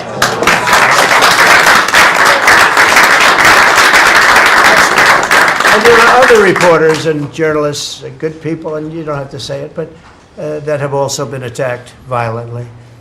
And not violently, too, but pretty badly. But, and I bet you see a big difference in the streets right now. and this is only 12 days, but people are telling me they're going out to dinner now. They haven't, I told my friend, but I have a lot of friends that are going out to dinner all the time now in D.C., and they weren't doing it 12 days ago. They would never even think. One of my friends went out 5 times. It was 4 times the last time I told. Now it's 5 times. He said, I love going out to dinner, and restaurants are starting to open again. A lot of them closed because, nobody wanted to go into a restaurant. Nobody wanted to get to a restaurant or even sit in the restaurant. But you see a big difference now, don't you? I do pass by Union Station every day on my way home, and I do feel a lot safer seeing the trucks right outside, seeing the National Guard troops members right outside. It just made me feel like I'm hopeful about DC again, and one day hopefully we can raise our family here. Thank you very much. That's nice. And those are tough troops, too. Those are not politically correct troops. We don't have politically correct anymore. We have tough guys, tough people, including some tough women. But we have tough people, and when you look at them, I tell you, they showed one scene where a bunch of Deregulation guys or whatever, maybe MS-13, maybe MSDNC, okay? Because to me, they're worse. I think they're worse. MSNBC maybe is worse than Deregulation. Real scum, real dishonest people. But anyway, they went into this gang. I think it was Deregulation, Venezuela, and they weren't nice to this group of people. The gang was calling them sir. Yes, sir. Yes, sir. Get out of here. Get the hell out of here. You're no good. Get out of here. And yes, sir. Yes, sir. Yes. These are people that beat up people all day long, and they're calling these soldiers. That's what they are. They're real soldiers. There's no games. I said, you don't have to be politically correct. And you know the way they used to spit in the face of the soldiers, with the soldiers standing like this, and you'd have some guy or some woman sometimes screaming at them from 1 inch away. They're standing there, and they're told you cannot do anything, and they start spitting, actually spitting in their face. And I said, you spit, we hit. And they're totally authorized to do that, all of those things. But your story is great, and there are other stories here, but they don't have to tell them. But some people are ashamed to tell them. They don't want to tell them. But it was like a jungle, and it's not a jungle anymore. And it's going to get so good that this will be the safest capital there is. It'll be one of the safest places in our nation, anywhere. And right now it's one of the most unsafe places, but not now. 12 days ago, it was the most unsafe place in our nation. And they have to stop issuing false crime numbers because, I heard the mayor, and I like the mayor, fine. I don't care if I like her or not. If she did her job, I wish she were a horrible person who did her job. But she's probably nice, I guess. I don't care. I want her to do a job. But they issue false numbers. She said, crime is down, before we got, now they can say crime is down. Crime is very much down. But what they did is they issued numbers. It's the best in 30 years. Not the best. It's the worst. It's the worst. It's much worse. And they gave phony numbers. And then they fired the man who didn't want to write the phony numbers. He got fired. And I guess that whole situation's under investigation because it's a very important thing, Pam. If they're going to give these phony numbers, it's a false feeling that you get crime, you have to do something about it. You can't go around saying, oh, Washington, D.C. safe if it's not. It's going to be very safe very soon. It's very safe right now. You're going to go out, have dinner. People are going out all over the place. They're walking. I have people that work in government, strong, tough cookies. They can take care of themselves. But it doesn't help to have big, strong muscles. And I work out. If a guy's over there with a gun shooting you in your face, you can be the strongest guy in the world. A guy has a gun, shoots you in the face. It doesn't matter how much you've worked out, how many weights you've lifted, how hard you work.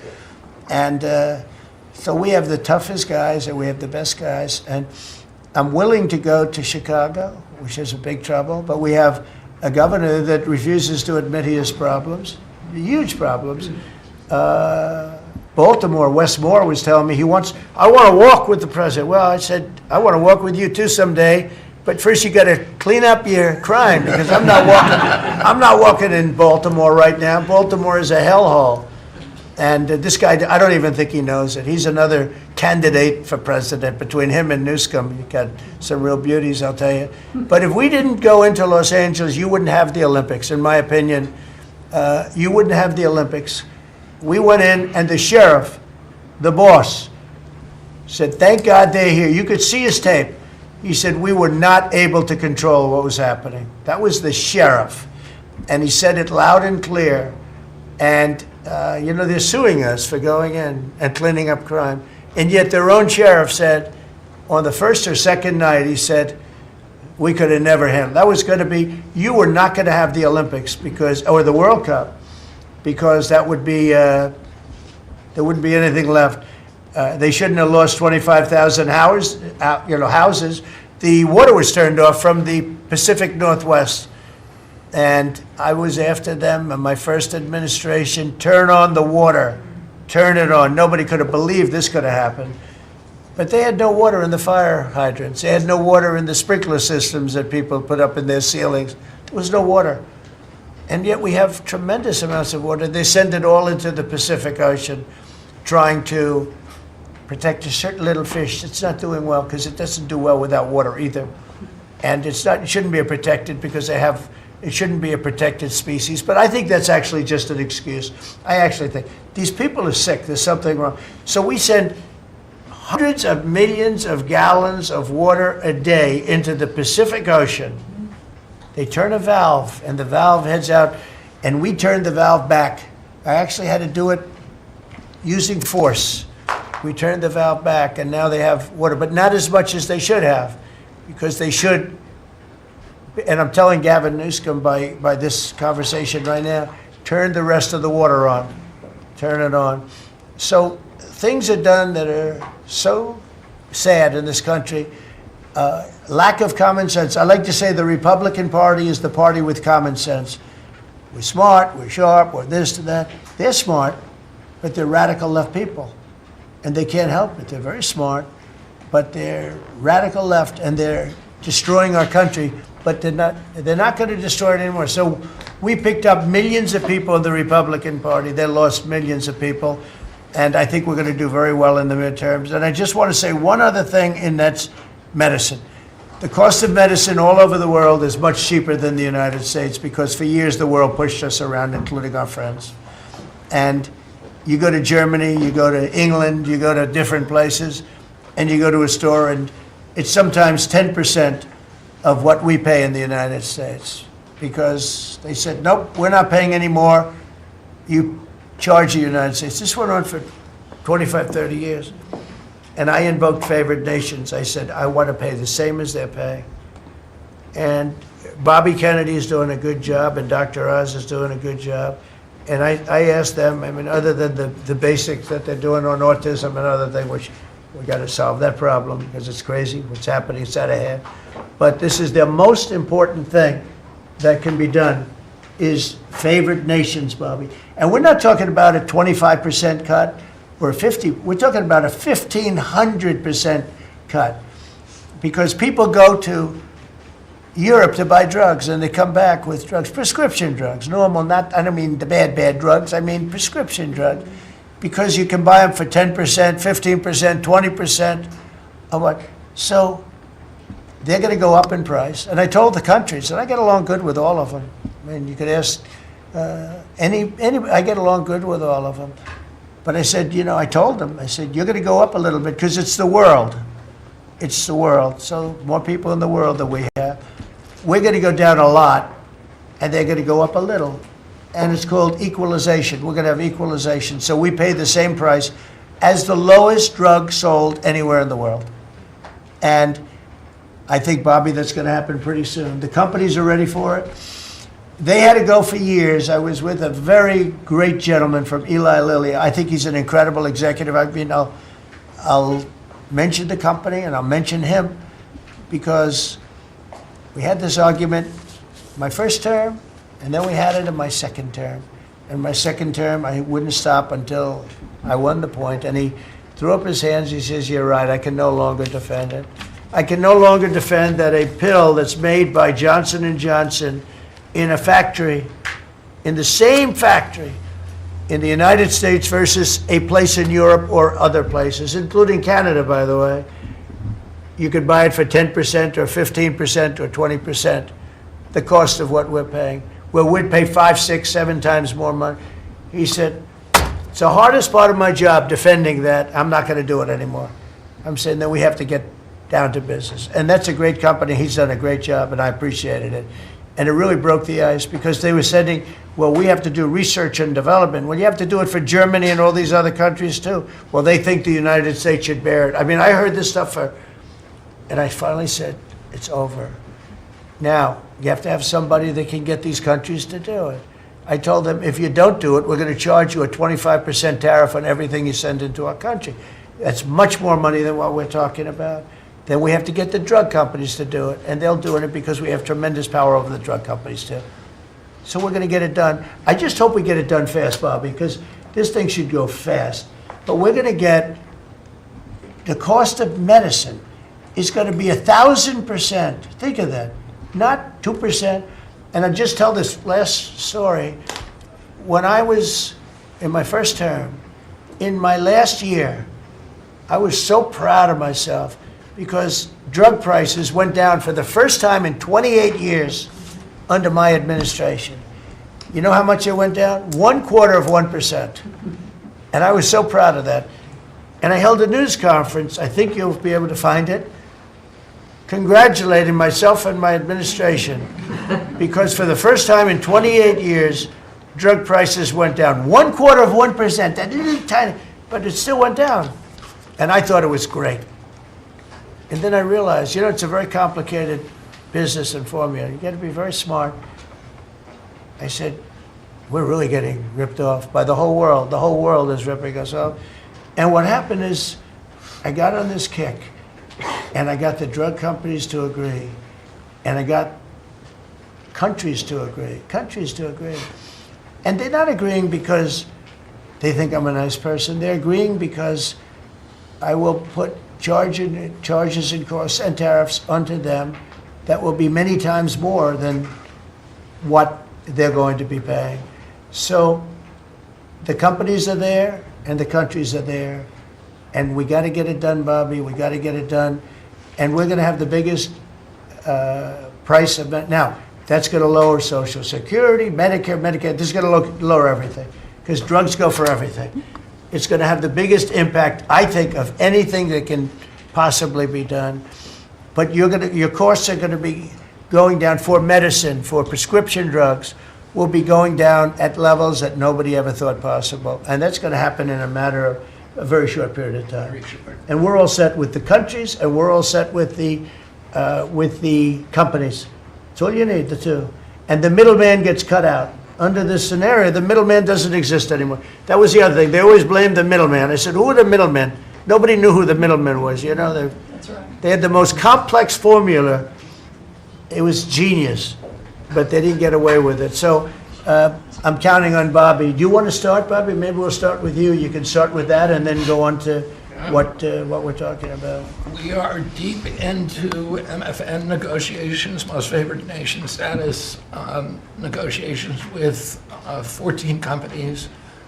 Howard Lutnick is a breath of fresh air, and I think he's going to help us get across the finish line with the leverage that we have from tariffs. They're smart. Don't let them get away with it, Howard. Well, the combination of Bobby's MFN and the 232 pharmaceuticals, which we launched together, when you put those two together, it really gives Bobby the tools to go execute your plan. So I'm supporting Bobby as he executes his plan. Good. Right? Yes. And this cabinet meeting is supposed to be about working Americans and bringing jobs back to this country, and particularly rural America. And I want to mention the big, beautiful bill. Right now, we spend 7% of Medicaid dollars on rural hospitals. So they're getting the short end of the stick. It's about $19 billion a year. under the Rural Transformation Program, we give them an extra $10 billion a year. So we're raising an infusion of cash to rural hospitals and rural communities by 50%. It's going to be the biggest infusion in history, and it's going to restore and revitalize these communities. And we can't survive as a nation if we don't honor our rural communities, which are the source of our values, our virtues, our character, our economy, our food. And you are bringing that back. You are bringing those communities back. I wanted to talk, because you mentioned the wind farms, we now have an interdepartmental coalition, a team, which is Doug Burgum and Howard Lutnick and Chris Wright and Pete Hegseth, who are all working on this issue. And Lee, who are all working together on this issue. We're meeting together. There are right now 11 wind farms planned that were launched during the Biden administration. Between Maine and Virginia, it's 1,130 towers. These towers are twice the size of the Washington Monument. The blades on them are... They're massive. It's so crazy. The blades are 350 feet long, one blade. One of these blades blew up on Nantucket last summer, and the water was filled with shards of glass, of sharp glass, so it's dangerous to swim. They had to close the beaches, but they have indemnified themselves so the local communities can't sue them. None of these projects are bonded. If you build an oil derrick in the Gulf, you got to put a bond down. There's no bond for dismantling them, and that's one of the tools that Doug is now using to challenge some of these projects. None of the cost of energy from these projects is 39 cents a kilowatt hour. The average cost in this country is 17 cents per kilowatt hour. And natural gas is 3 cents. Right. So it is the most expensive energy. I've been representing commercial fishermen for 40 years. They are so excited about what you're doing, Mr. President, because their fisheries are being wiped out. As soon as they begin construction, the groundfish fisheries just disappear. The fish leave the area. They've killed 160 whales in the last 2 years.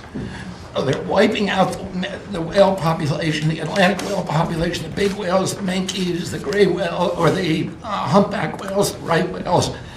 And you are going to save the whales on the East Coast because of this. And you're going to save these economies that are based upon commercial fishing. I'll say one other thing about fishing. We are now, the South Asian nations are now dumping shrimp on our country. The shrimp is heavily contaminated. We just stopped a shipment that was contaminated with cesium-157, which is radioactive. They're farming these shrimps, and they use bactericides and antibiotics and all kinds of chemicals, and the shrimp are so contaminated that the European nations won't take them, so they're dumping them all here, and they're putting out of business. We have the most sustainable, highly regulated fishery in the world. What our fishermen do is a good thing. And all of the trawlers in the Gulf and Alaska are being shut down because we're getting shrimp dumped here. So we have now increased FDA inspections of shrimp to make sure that Americans are not buying and eating contaminated shrimp and putting our shrimpers out of business. I talked just very briefly, we have an historic agreement on pre-authorization. We brought together 80% of the insurance industry, which has agreed to, for 80% of diseases and injuries, give immediate pre-authorization so that when you go to your doctor's office and he prescribes you a new knee or whatever it is, you will immediately know whether your insurance company is going to pay for it. This is an historic agreement. People have been trying to do it for decades, and we, because of your leadership, brought the insurance industry together and got them to voluntarily agree to do this. Similarly, we've made another historic agreement with personal health records. The 60 biggest tech companies in our country have all agreed to allow Americans for the first time access to their personal data, which they own, which these companies have been monetizing without permission. You're going to be able to see by next year all of your health records on your cell phone. It's going to save lives. It is going to fuel an infusion of technology into that space where people can access those records. They can compare their diet to what they personally need, and we'll have personalized medicine. We are doing price transparency. You passed this during your first term, and then the Biden administration refused to enforce it. We've now brought in HHS, under your leadership and my leadership, more enforcement actions than during the entire 4 years of the Biden administration. Right. So we're going to have that kind of price transparency. I'm working with Linda on forcing medical schools.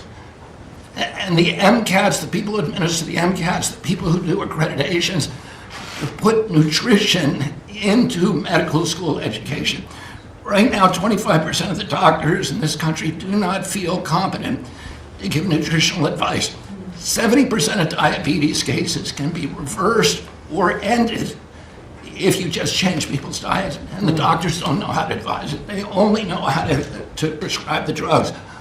We're going to change that, so if you come out of a medical school under the Trump administration, you are going to know about diet. And then finally, most importantly, the Pete and Bobby Challenge. I want to give an update. I got 5 minutes and 48. It's 100 push-ups, 50 pull-ups, and you try to do it within 10 minutes. I got 5 minutes and 48 seconds. Pete beat me. I'm still bitter at that. 5 minutes and 25. The cabinet leader is Scott Turner. You beat me. That's You good. got 5 minutes and 15 seconds. I'm waiting for reports from the rest of the cabinet. The only exemptions currently existing is if you can hit a 50 at Bedminster, which President Trump did with Bryson DeChambeau, so he's the only one exempt in this room. Everybody else. That's great, Bobby. Bobby, autism, if I could, just, I don't want to go too long because we have a lot of people, but the autism is such a tremendous horror show, what's happening in our country and some other countries, but mostly our country. How are you doing on that? We are doing very well. We will have announcements as promised in September. We're finding certain interventions now that are clearly, almost certainly causing autism. And we're going to be able to address those in September. It's such a big day. I'm looking forward to that day because there's something wrong when you see the kind of numbers that you have today versus 20 years ago. And those numbers, what are those numbers, Bob? In 1970, the biggest epidemiological study in history was done in Wisconsin. They looked at 900,000 children, and they were looking for autism. They knew what it looked like, and they were very, very precise about it, and they found an incident rate of 0.7, in other words, less than 1 per every 10,000 children. Today, our most recent numbers are 1 in every 31 kids. It's probably actually much worse than that because California, which has the best collection system, is reporting 1 out of every 19 children, American children, has autism, 1 in every 12.5 boys. So it's gone from less than 1 in 10,000 in 1970 to 1 in 12.5 boys. Think of those numbers. So there has to be something artificially causing this, meaning a drug or something. And I know you're looking very strongly at different things, and I hope you can come out with that as soon as possible. We will. So 1 in 10,000, and now it's 1 in 31 or 34 or 12 if it's a boy. Can you imagine that? 1 in 12. That's for a boy. 1 in every 12.5 boys. It's not even believable that could be. And that was 1 in 10,000 not so long ago. I've been hearing these numbers, and they get worse and worse every year. There's got to be something. I think there's nothing, including favored nations and everything else, there's nothing that can be, if you can find out the reason that that's happening, and I know we're gonna do some things. I think we maybe know the reason, and I look forward to that press conference, to be with you on that press conference. That's going to be a great thing. Thank you, Bob. You're doing a great job. Linda, how about it? And we want nothing less than $500 million from Harvard. Don't negotiate, Linda. They've been very bad. Don't negotiate. Go ahead. All that's working well. Mr. President, thank you very much. Since we are focusing today on Labor Day, and I know that Kelly and Lori are both going to echo some of the things that I'll say as well, we are really focusing, on our workforce. But what I'm finding with great joy around the country is that states really are being innovative and working more with middle schools and with high schools to make sure that we are having hands-on learning. There are pathways to jobs that are happening now. And if we see more and more of our community colleges working with our middle schools and our high schools so that high school students are graduating not only with a diploma, but a certificate that they have worked with, perhaps with a Toyota or another company that is coming in, public-private partnerships. And they're learning on the job so that when they graduate from high school, they're ready to go into the workforce, because we know with all of these wonderful jobs that are coming back into the country through AI, through just our normal jobs, we need electricians, HVAC operators, etc. If we don't have this training, we're not going to have the workforce we need for all these wonderful jobs. So governors are really excited about this prospect. I've been now to several states and visited community colleges and tech schools with governors, and they're just all on board for getting this done. I think it's one of the best things that we're hearing relative to the job market. So we're just kind of focusing on that for today. So we're bringing education back to the states, to put it in a more simple fashion. We're going to let the states educate our children again. And, we're rated out of 40 countries, we're 38, 39, or 40. So obviously, it's not working what they've been doing for the last 30, 40 years. And if you go back, the best are like Norway, Denmark, Sweden, some of the other, Finland, they're very highly rated. If you go back to just take a look at anything you want to do, you just look at us in the past. If we gave Iowa or gave Indiana or gave, and I don't say every one of them, a guy like Gavin Newsom's not going to do well. Certain states won't do well. But even California, you cut it up into sections. You have Riverside, you have this, you have that. You cut it into 5 sections. And, if you had a good governor, you'd be able to do well. But certain states will be able to compete with Denmark, Norway, Sweden, and everyone. It'll be just as good. So I figure you have close to 40 of those states. Mm-hmm. And then you'll have 10, you'll have 5 that won't be very good. You have 5 disasters, and we'll have to work on those disasters. But for the most part, we will have education that will go zooming up in those charts, just like we have in everything else we've done. And I think it's one of the most important things we're doing at this table. So bringing education back to the states where you have the parents running it, where you have the school boards, they're local. We have people running from Washington that have never even been to the state that they're in charge of. They've never even been there, and I don't think they care about it.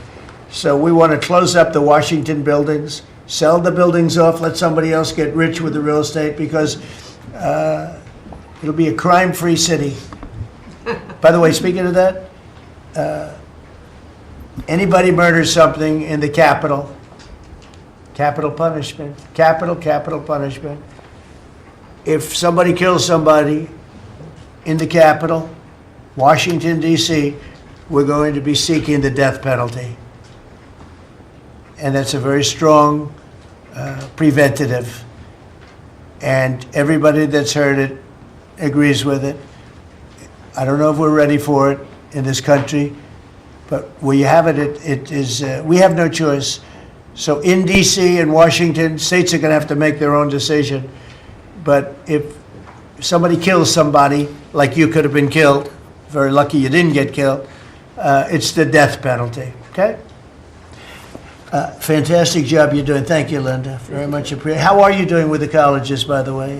You're doing some pretty good work in terms of getting them to treat people fairly. Well, interestingly enough, since we've been negotiating with some of the Ivy League schools, I have presidents of universities calling every single week. They want to sit down and talk to us about all of the steps that they are taking, because they would like to not come under the same investigative program. And so it is having its desired effect. That's great. So if you fire a shot across the bow, the big guys, people kind of step in line and know you mean business, and we have teeth in these agreements. And I'm proud of the work that we're doing there. Well, they misbehaved, and some of these schools are getting billions and billions of dollars, and they misbehave, so that's it. And So one way or the other, we're going to win that whole thing. It's going to straighten them out. Okay? Thank you. Great job. Lee, please. Mr. President, the Trump EPA has a special Labor Day message to America's workforce, especially our auto workers, our coal miners, our steam fitters, our pipe fitters, and the list goes on. See what a difference a year makes. A year ago, the way that the Environmental Protection Agency was operating, the choice was made to protect the environment. We would have to strangulate the economy. That's the way that the EPA operated for years. There was a binary choice. We had to choose one or the other. The Trump EPA completely rejects that. See, we choose to protect the environment and grow the economy. And a very special shout out to Russ Vogt and his team at the Office of Management and Budget.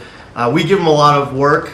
He's happy to do it. Dozens of different deregulatory actions. We just announced a proposed rescission of the 2009 Obama EPA endangerment finding, all of the light, medium, and heavy-duty vehicle regulations that followed. It is the single largest deregulatory action in the history of the United States government. And when you add up the dozens of different actions that we have announced and that we're working through, in one agency in 1 year, we'll do more deregulation than entire federal governments have done across all agencies, across entire presidencies.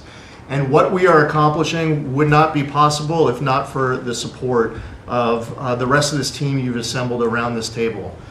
The well-oiled, well-wired machine at the White House, led by Susie Wiles, and the DCOSP, the policy shop, led by Stephen Miller, they have been amazing to work with. I was just in Iowa with Administrator Loeffler, who made an announcement with Secretary Rollins to reverse the deratement on diesel exhaust fluid systems. Mr. President, you said you wanted water flowing faster. Working with the Secretary of Energy, we've done our part to do that, to get gas cans flowing faster, to stop that annoying start-stop feature in vehicles. See, people out there might say, well, why are you focused on all of these little things? If it's little to you, it doesn't mean that it's not a very big deal for millions of other Americans. The charge was clear when you called me in November and you asked me to do this job. Clean air, land, and water for all Americans. Unleash energy dominance. Advance cooperative federalism, permitting reform, make America the AI capital of the world, bring back American auto jobs. What we are accomplishing now, again, wouldn't be possible if not for your leadership. I'm grateful to the American people for electing you and our amazing Vice President. I was just in Mexico City announcing and signing on behalf of the Trump administration an agreement with Mexico for a permanent solution for the Tijuana River sewage crisis, which you have been so outspoken and passionate about in our conversations. It would not be possible if not for Secretary Rubio, Deputy Secretary Landau, U.S. Ambassador to Mexico Johnson. The team at the State Department has been incredible. The work with the NEDC on permitting, to be able to get new pipelines built, to get new factories started. The list, it's amazing. You know, somebody out there might not realize the relationship between the Environmental Protection Agency and the Department of Defense. The amount of work with Secretary Hegseth and the Army Corps, from responding to the LA wildfires, to getting more water flowing in California, which is also something that Secretary Burgum is involved with, to helping the farmers, the ranchers and landowners to revise the waters of the United States definition so they don't have to go hire an attorney or a consultant to tell them whether or not a water on their property is subject to federal regulation. Thank you for putting this entire team together. It's an honor to be at the Trump EPA, where we choose to both protect the environment and grow the economy. It's a very happy Labor Day for America's workforce.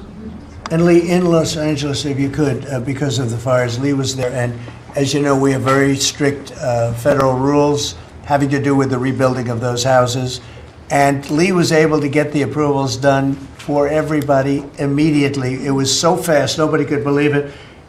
And the mayor and the governor still haven't gotten their approvals. And they're going to have riots out there for that reason. These are great homeowners. They want to build a house. They can't get approved because you have the mayor, Bass, who has no idea what she's doing, and you have a governor who is just such a bad governor, and the people are unable to build their house.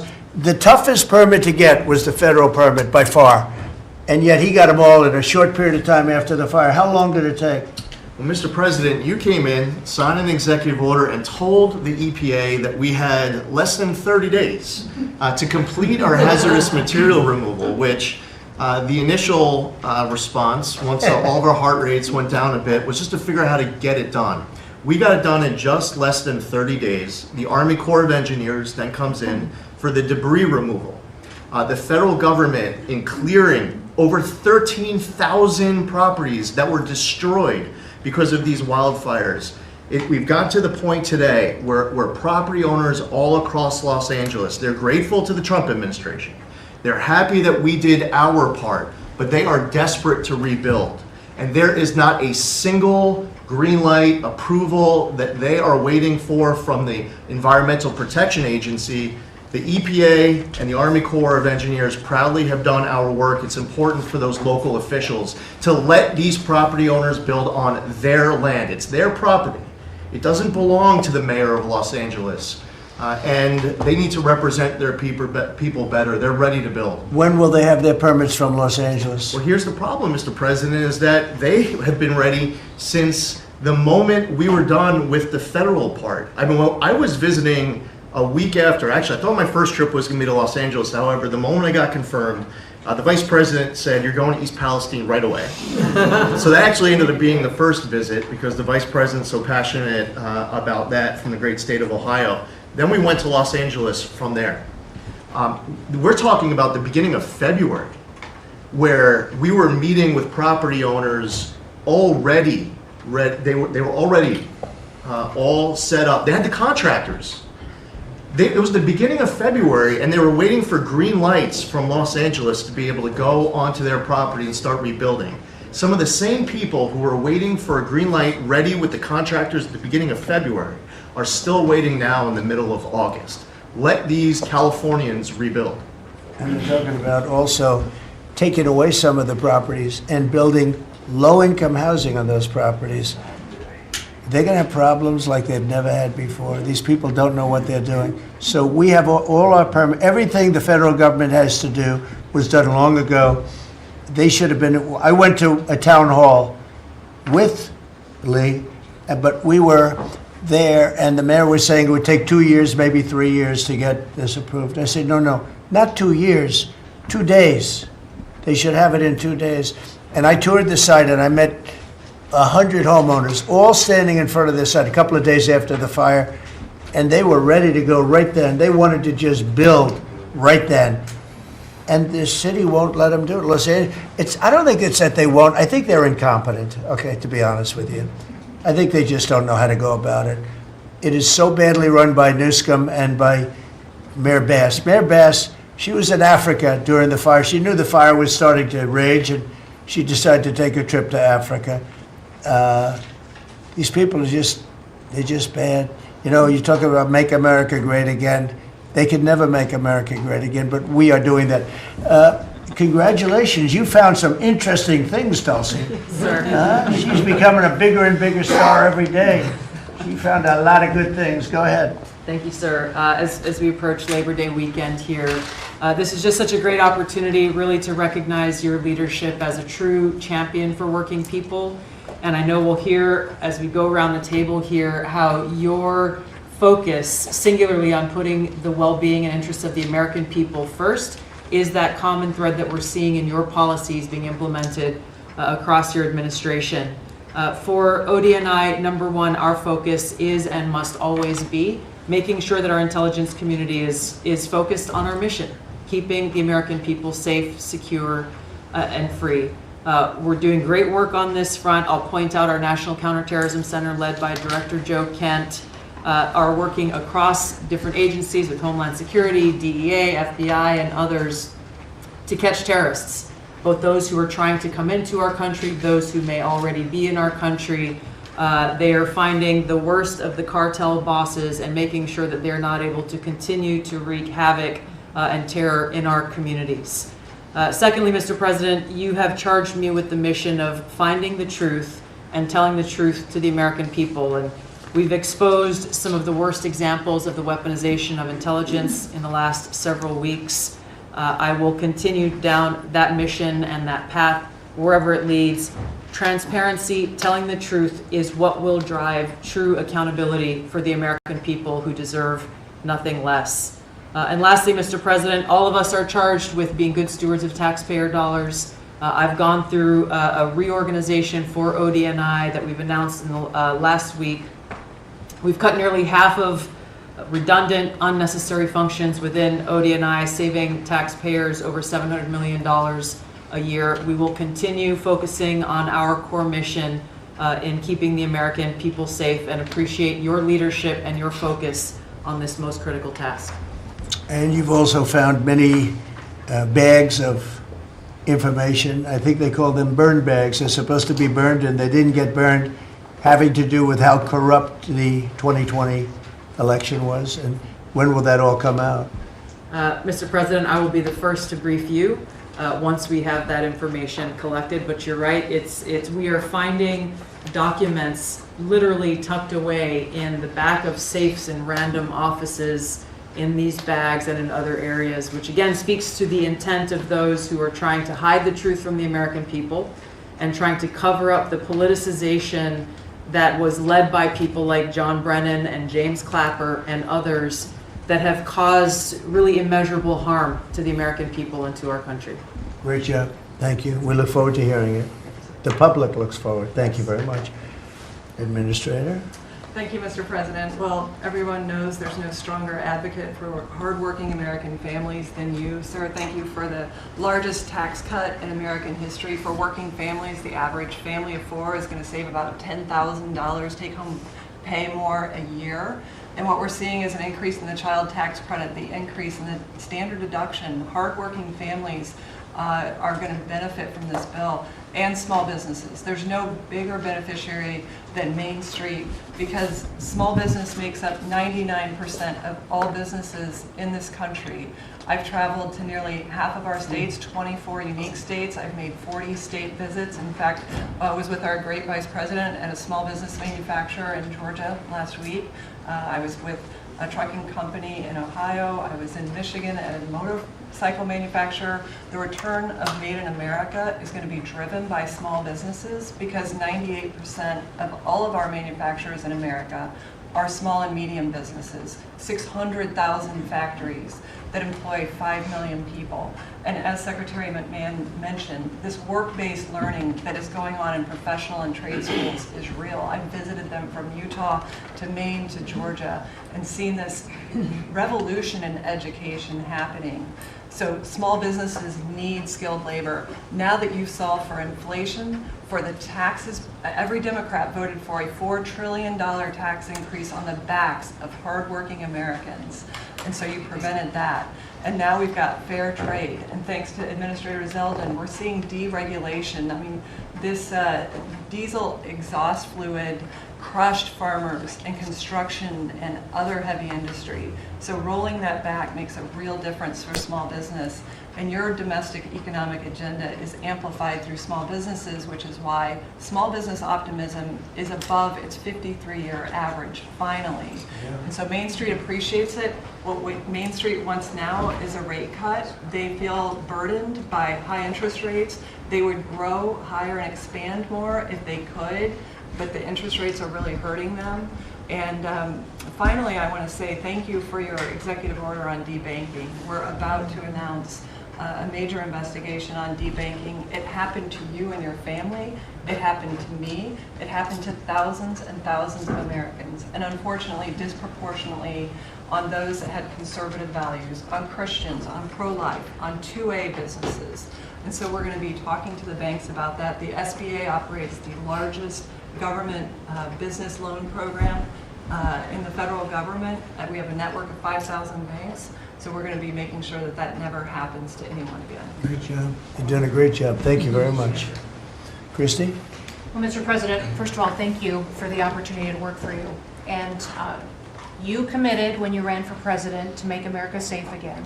And today, the average family in individual that lives in this country is safer than they've been in years because of what you've done.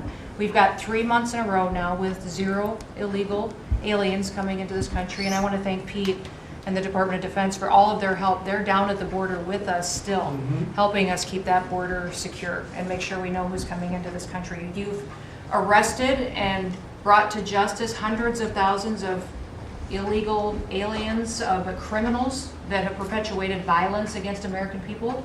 Sir, you've had 1.6 million people voluntarily go home to their home countries that were here in this country illegally. Because of your strong message and you enforcing the law, they decided to go home on their own so that they could come back the right way someday and be American citizens. But what I think is one of the most remarkable statistics is that under Joe Biden's administration, 88% of new jobs went to foreign-born individuals. Under your administration, 2.5 Americans have jobs today that they didn't under the previous administration. And they have those jobs because you created opportunities. You made this country safe, you opened up the economy, you enforced the law. Now people can get up and provide for their families and go to work every day and be confident in that. And the last thing I would say is that it's incredibly important to know that every one of those illegal aliens that has gone home, they were costing us about $8,700 to $9,000 a piece in what they were taking out of our social programs, out of Social Security. You've saved this country billions of dollars, about $15 billion, just in what those illegal aliens were costing us in social programs. I've cut over 450 different contracts at the Department of Homeland Security. We're getting rid of corrupt ones that were not efficient for taxpayers, weren't focused on our mission of keeping us safe. And we've also renegotiated and brought in our biggest vendors that said you have to do better. And we've saved the taxpayers over $13 billion doing that as well. So we're continuing to be accountable to taxpayer dollars, but sir, focused on doing the mission of what you've committed, and that's to keep us safe and to make sure we put Americans first. Well, great job, and great job on the border. We had millions and millions of people coming in. To think 3 months in a row, 0. Incredible. That's some job. Thank Tom and everybody, and Pete, good job. Not surprised. Thank you very much. Chris, please. Chris. Sorry about that, Mr. President.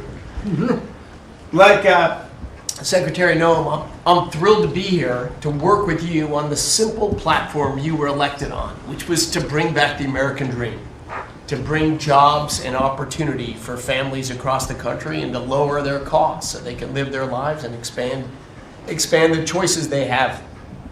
You led off today talking about gasoline prices. I'll throw in diesel. If you correct for inflation, they're at multi-decade lows. This is a huge expense. This is a huge constraint on people's lives. We should celebrate that. Natural gas has become our main industrial fuel powering factories around the country. Natural gas prices are quite low in this country, and they're lower than in any country in the world. The reason for that is the United States produces 2 times more natural gas than the second largest natural gas producer in the world, and 4 times more natural gas than the number 3 and number 4 producers in the world. So you've opened up American opportunity and energy together with the work of Secretary Burgum, Administrator Zeldin, Secretary Lutnick, Secretary Rawlins. You know, we've made it easy to produce energy in America again, and those benefits are flowing. I could go on about this stuff forever, but let me talk about one specific area of energy, electricity. That's in the front of people's minds. When the day you were inaugurated, we get hold of all the data. We can look at the resource plans of utilities across the country.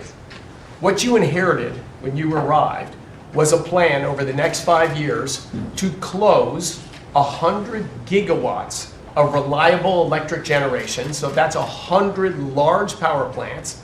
Now that was offset with a plan to build 22 gigawatts of reliable electricity generation. Their plan was to close more than 4 times as much electricity generating capacity as they were going to build in that 5-year period. How do we lead the world in artificial intelligence if we're shrinking our supply of reliable electricity? How do we reshore steel and aluminum and automobiles and semiconductors and all those jobs Americans want back in our country when we're degrading and shrinking our energy system? We were going to hand that leadership to China in artificial intelligence, not just to our economic loss, but to our huge national security loss. Your team around this table, and almost everyone around this table is involved in it, is just to completely pivot dramatically. We're stopping the closure of all these plants way before their retirement date. Some plants get to their end of life. That's a small percent of the planned closures. Most of those were just political nonsense at the cost to American taxpayers. So we have rapid new construction of power plants under in the United States. We're doing everything we can with suppliers who build the equipment for these power plants. They've got to build their factories bigger to build power plants in America. People thought those days were past. We weren't going to build big things in America anymore. We're just going to keep sending it over to Asia and overseas and just buy other people's stuff. Totally nuts economically, totally nuts for national security, and of course crushing for working Americans, particularly Americans that work with their hands. But we are seeing a revitalization of those people, of that optimism. You showed that picture of that plant being built in Arkansas, dozens of those under construction, just in artificial intelligence. But the reshoring of steel, of aluminum, of plastics, of fertilizer, semiconductors. Like this, America's the land of opportunity. How did we get to become this awesome nation? Because we believed in the American dream and we leaned in on it. But the wealthy in our country and the coastal elites that live away from where stuff's actually made, they just lost their way, and politicians just let them have it. Your tireless campaign and your relentless messaging made people realize the American dream isn't dead. It's just been smothered, and we're unsmothering it and setting it loose. God bless your efforts. God bless your assembly of this team around this table. We're bringing the American dream back. Yeah, thank you, Chris, very much. Great job you're doing. Appreciate it. Lori, please. Mr. President, everybody here who spoke works at the Department of Labor, clearly, which I love. They have all the correct talking points, but I think that's a testament, again, that we are all working together every single day. We talk to each other often, and the workforce, the skilled workforce, the education factor, retirees, it's been so important because they all touch the Department of Labor, and I have the opportunity to work with every single one. If you all haven't stopped by the Department of Labor, Mr. President, I invite you to see your big, beautiful face on a banner in front of the Department of Labor, because you are really the transformational president of the American worker, along with the American flag and President Roosevelt, because we're bringing business and labor together. And I was so honored to unveil that yesterday, and everybody is taking note of that. You also mentioned crime, and I think it's been important for my colleagues to recognize that now American workers can return to work and feel safe. That business owners aren't shutting down their businesses because they're afraid they can't protect their workers, and now it's open for business again, and it's starting right here in our nation's capital. Many things have been mentioned about consumer confidence up, unemployment is holding steady, and more than 2 million net jobs for native-born Americans has been key under your leadership. 84% of the workforce and jobs has been produced by the private sector. I think that was the mission of this administration and the Department of Labor. And I will continue to say for a little bit longer, until I heard you today, the one big beautiful bill, because it equals one big beautiful workforce. And Congress passed this legislation. It probably will be the single most important bill that they did sign, because it is protecting our American workforce by expanding Pell Grants and child care and reduction in taxes, so they can keep more of their hard-earned dollars. I am at the Department of Labor announcing $30 million in grants for our skilled workforce, that I have an MOU with Secretary McMahon. I have an MOU with Administrator Loeffler. That's important to share the data points on how important this is. In June, we awarded nearly $84 million in grants for the capacity of what? Registered apprenticeships, an executive order to have 1 million active apprentices across this nation, where we've already registered 185,000 since in the last few months. One of the other things that we have done is the Biden administration's guidance on cryptocurrency, and thanks to you and your leadership on that, we've rolled that back. And of course, we're going to see the 401k, the investors in our alternative assets. That's been key through the Department of Labor to work through. Partnering with our agencies, again, as I mentioned before, is important as we work together. I have visited, I'll be 31 states on my 50-state tour by the end of this month. I'm headed with Secretary Duffy, with the South Korean President Lee today as we move through the shipbuilding. We will do that in Philly, and then I'm off to New England to talk to those states about how important the apprenticeship program is. But while I visited Hexel in Salt Lake City, 100% domestic carbon fiber for the Department of Defense as they produce. They are announcing another $1 billion investment per your executive order on advanced manufacturing. So it is working. Everything that you have been saying since you were elected and since we all can put into play has been working. Ohio, McDonald's is investing 375,000 new jobs. The shrimpers I visited as well, and they need our help in protecting that industry for our American fishermen and shrimpers. In Minnesota, I toured Cambria. When we're talking about quartz countertops, all made in America. And again, in Oregon, where we are expecting a crackdown. Thank you for what you are doing with your agents on ICE, and thank you for the prosecution that I hope you will come to Portland, Oregon, and crack down.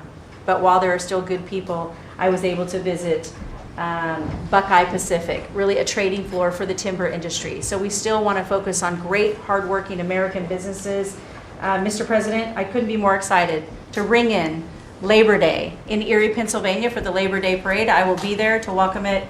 It is an honor to serve this country. It is an honor to serve under your administration as the Labor Secretary, and we will kick off, and Republicans will own Labor Day again, not Democrats. We will own it because we are, and you are the president of the American worker. So thank you for everything that you've done. Thank you very much, Lori. Absolutely. You're doing a fantastic job, and I will tell you that Lori was recommended by the Teamsters. And I said, that doesn't really work, does it? And it turned out to be one of our best choices. So I just want to thank you and Sean, who, as you know, recommended you very strongly. You really turned out to be a gem. Thank you. I was able to talk to the president on the phone the other day. He called and we visited, and he said, but I know that you were, a little bit middle of the road and not so sure. I said, Mr. President, I have been a Republican. He's like, what? Wait, what? Now I like you even more. So, Doing a great I appreciate job. it. Thank you, Lori. Thank you. Thank you. Pam?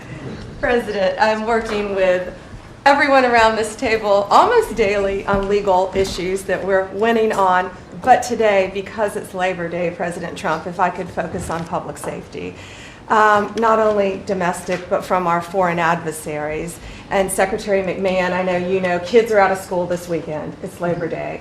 And Secretary Duffy, you know, our highways are going to be packed with travelers coming to not only our nation's capital, but all over this country. We're also going to have boaters, Secretary Duffy, right, on our waterways.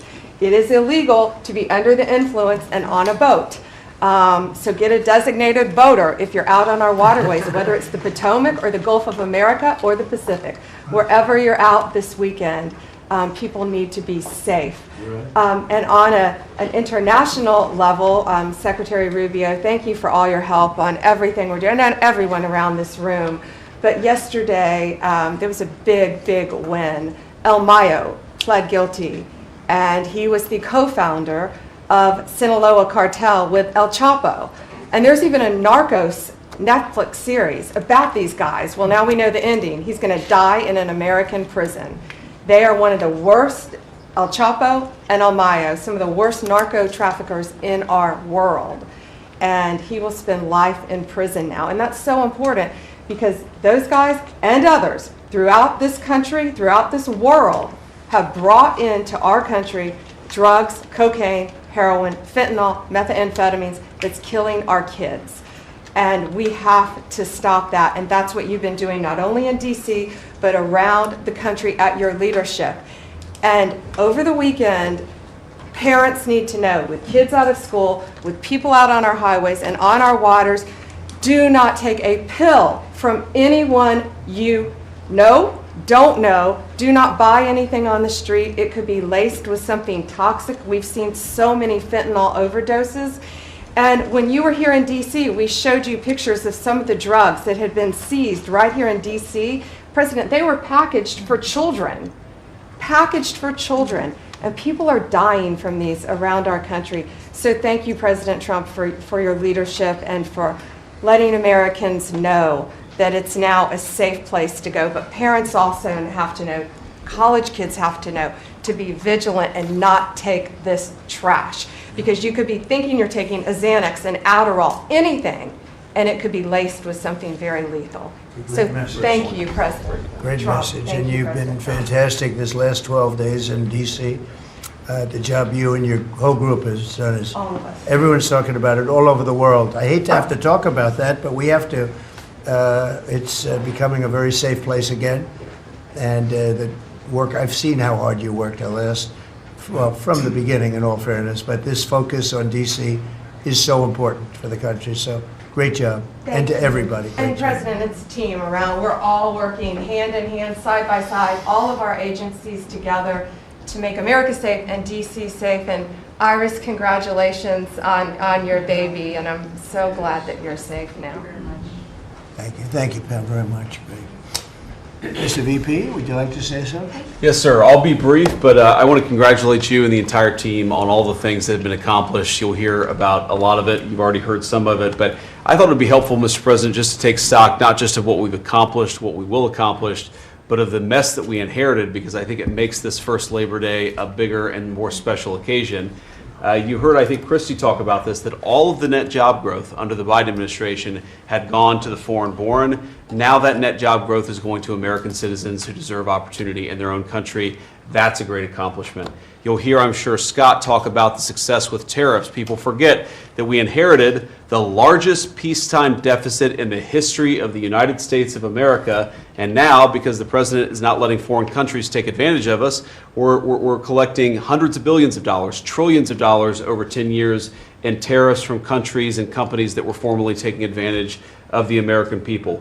You heard Pam talk about the public safety and the success that we've had there. I happen to believe that maybe the most sacred thing that we can deliver to American workers is the ability to live safely and comfortably in their own neighborhoods. Public safety is not just something that should belong to the wealthy, it should belong to every working man and woman in the United States of America. And because of the work of this administration, that is happening. And of course, Mr. President, you yourself talked about the inflation mess that we inherited under the Biden administration. Maybe the most striking and even shocking statistic of the Biden administration is that housing costs have gone up by 100% over the 4 years of the Biden administration, literally doubled, making the American dream of homeownership unaffordable. We've made great strides and great progress already. But to the American people who are listening, there's a lot more to do. We're going to keep on working hard at it, but it's an honor to do this job under the president's leadership and with this very great team that you've assembled. So we've done a lot, but there's a lot more work to do, and we're very cognizant of it. Thank you, sir. Great job. Thank you, J.D. Scott? Sir, as we've said very often, economic security is national security, and our country has never been so secure thanks to you. You have brought us back from the edge. You have the overwhelming mandate from the American people. You're restoring confidence in government, a topic that is on the front of everyone's mind, the Federal Reserve. The Federal Reserve's independence comes from a political arrangement between itself and the American public. Having the public's trust is the only thing that gives it credibility, and you, sir, are restoring trust to government. You are weeding out the waste, fraud, and abuse, and the old ways of doing things are not good enough. We are seeing a blue-collar boom. In the first 7 months of your administration, real blue-collar wages have taken off, and the only other time that they've done this in the past 70 years was in your previous term. Your efforts on tax, trade, and deregulation have boosted paychecks for American workers while slowing the pace of inflation and lowering the cost of energy. Inflation has plummeted to just 1.9% since you took office, and the economy rebounded with real GDP surging 3% last quarter. The blue-collar boom coincides with a CapEx comeback. In anticipation of your one big beautiful bill becoming law, CapEx increased by American businesses by nearly 14% in the first half of this year. And as you and I talk about frequently, and as that chart or that photo attests, we are going to see, I believe, a bigger CapEx boom from here. This is just the beginning, just the beginning. You have saved this country by making it the best place in the world to do business again. Treasury is helping to implement these new provisions, as well as no tax on tips, no tax on overtime, and no tax on Social Security.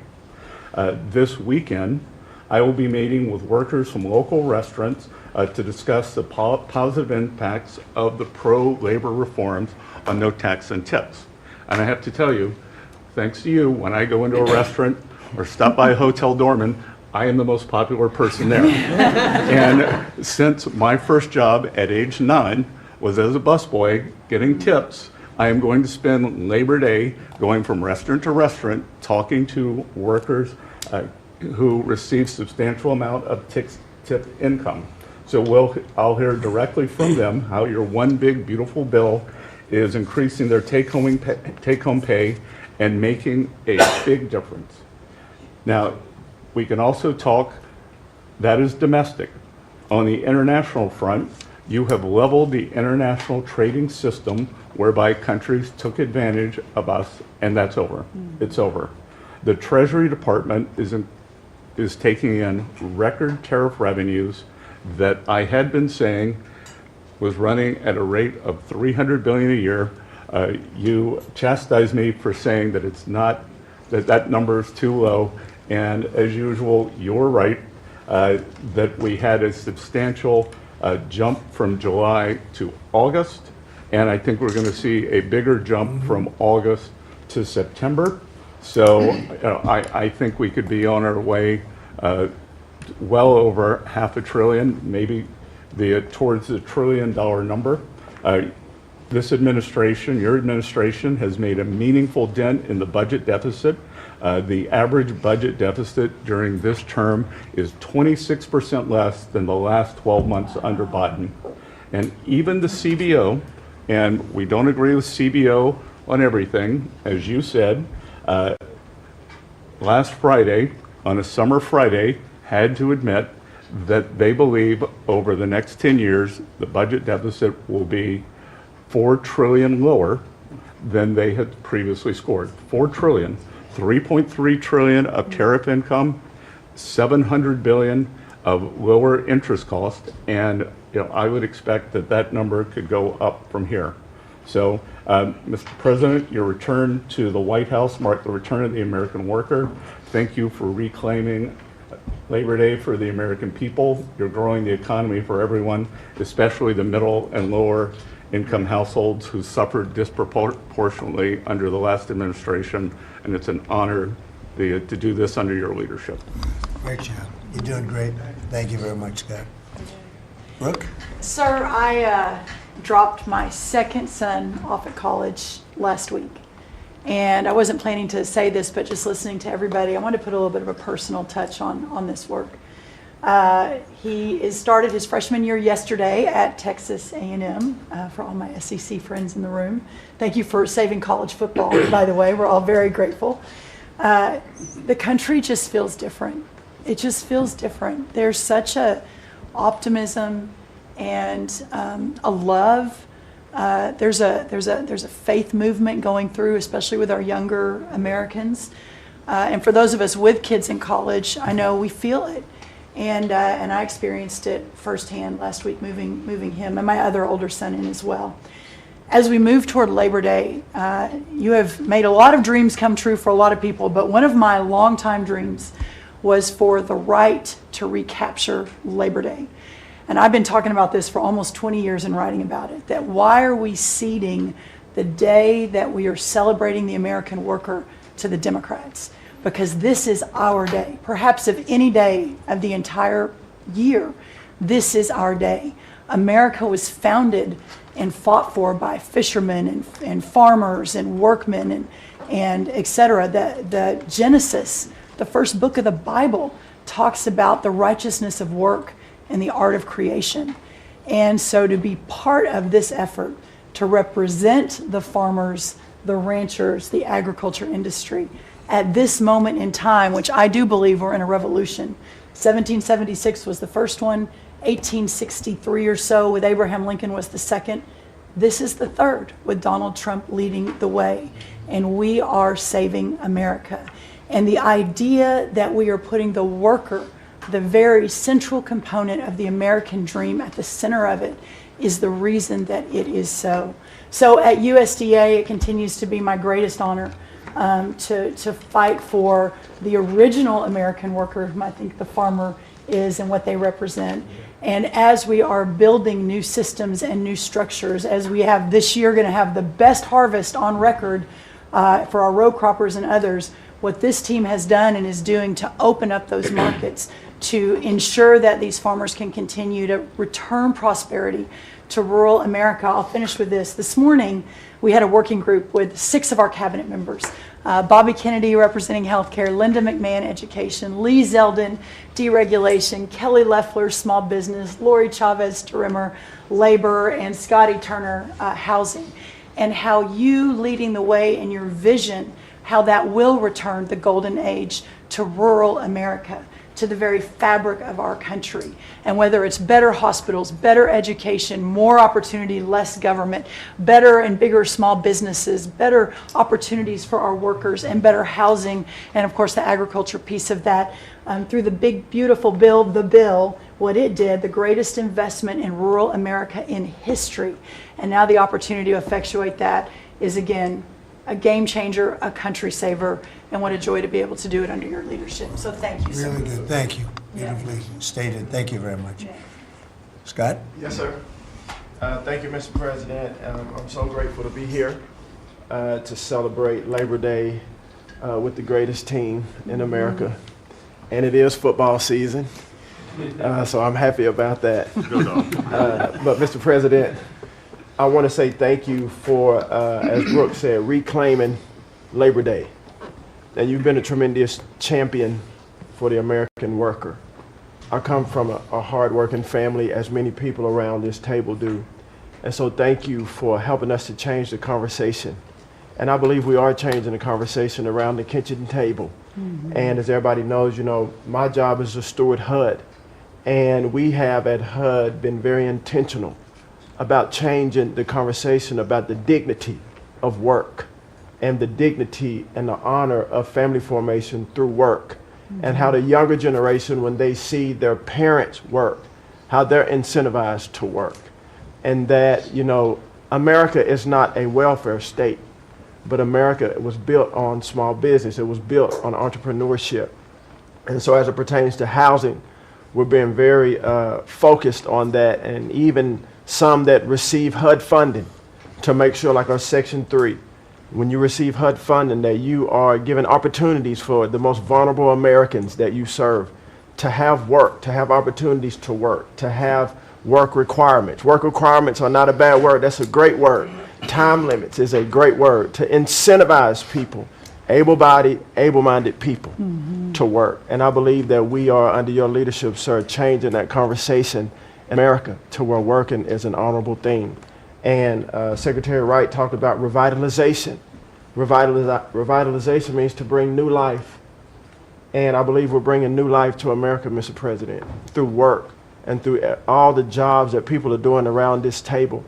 And with the One Big Beautiful Bill, the most extensive tax break in American history, opportunity zones are now made permanent. And you know how passionate I am, and you are too, sir, about opportunity zones. And so this will allow us to continue to build affordable housing around our country. And Mr. Vice President, I'm coming your way.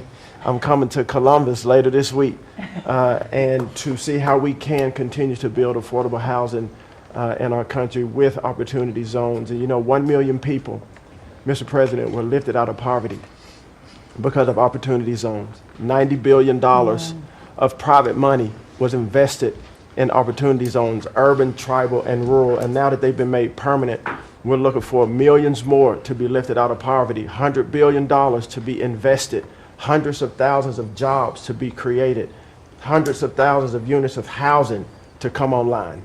And so, sir, I sit here very excited about the future of this country. I'm very proud to be at this table, humbled to do so. And HUD, we're on a good path. So thank you for all your support and helping us, sir. Thank you very much. God bless you. And I want to give credit to Tim Scott, great senator from a place called South Carolina that we love, right? And Tim really came up with opportunity zones, and we did a good job of working with him, and together we created something that nobody speaks of very much, but it's probably the most successful thing that's ever been done of its kind. It's been amazing. So Tim Scott deserves a lot of credit for that. Thank you. Thank you. So Russell, go ahead. Thank you, Mr. President. And I get the opportunity to go hand by hand with all of these people as they move their deregs through the Office of Management and Budget. And I wanted to zoom out for a second. In the first term, you gave us a goal of 2 for 1. And then we outperformed it through your leadership. We came in at around 5.5, 6 for 1. And then as you're running for your second term, you put out a goal that when you put it out, I was thinking to myself, that's going to be a pretty ambitious goal. You said 10 for 1. Well, where we are right now, in just 1 month, in 1 year, basically 8 months, we are at 245 deregulatory initiatives planned by these agencies. That comes out to 30 for 1. So we are making incredible strides, and you know, as you're focused on the details of each one, I mean, these aren't small things. Endangerment finding is one of the most deregulatory things we've in the history of this country. NEPA reform, incredibly deregulatory.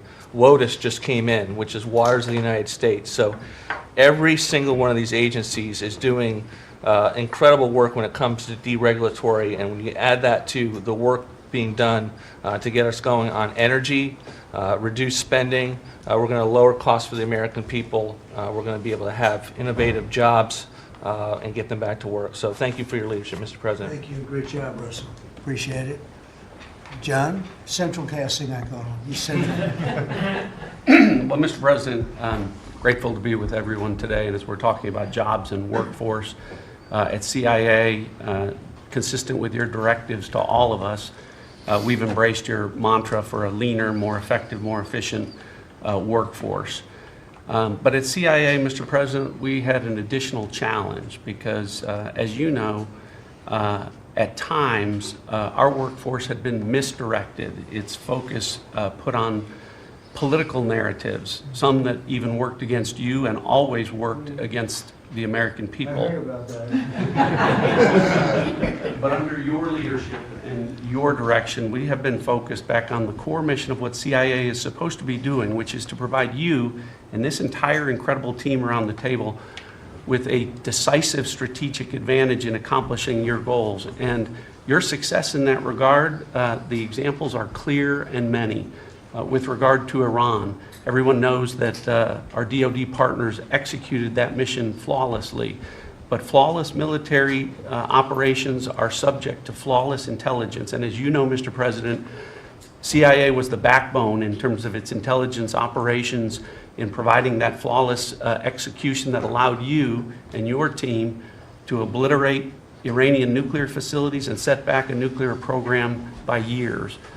Likewise, with regard to your ability to prevent and to preempt wars between India and Pakistan, between Armenia and Azerbaijan, between Rwanda and the Democratic Republic of Congo. In all those cases, CIA intelligence supported you and your entire team in making that possible.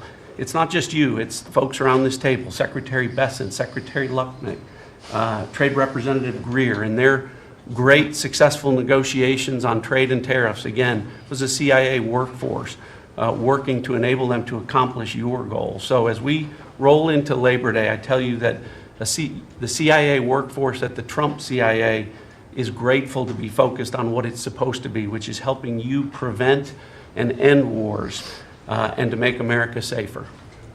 Thank you very much. You've been really fantastic, but I'm not surprised.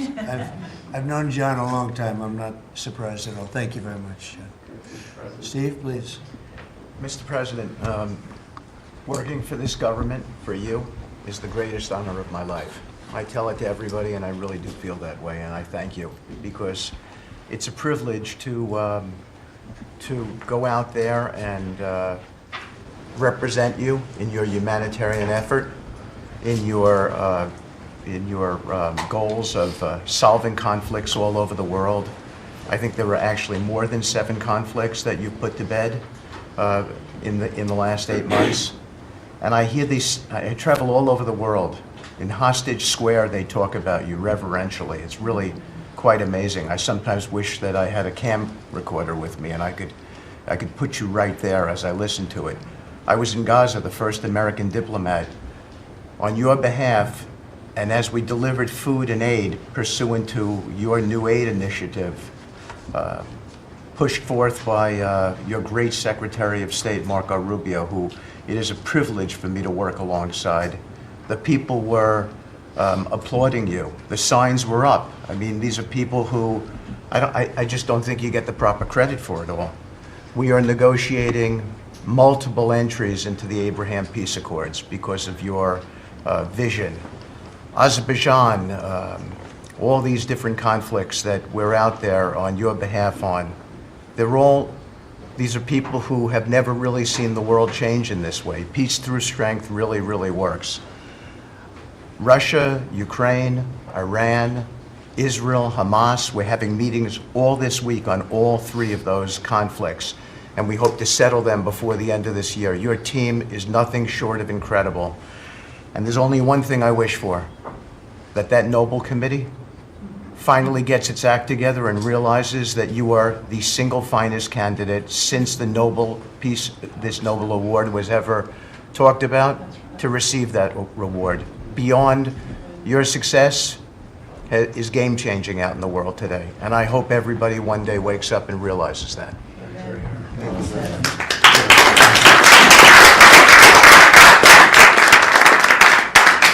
Thank you, Steve. Jameson, please.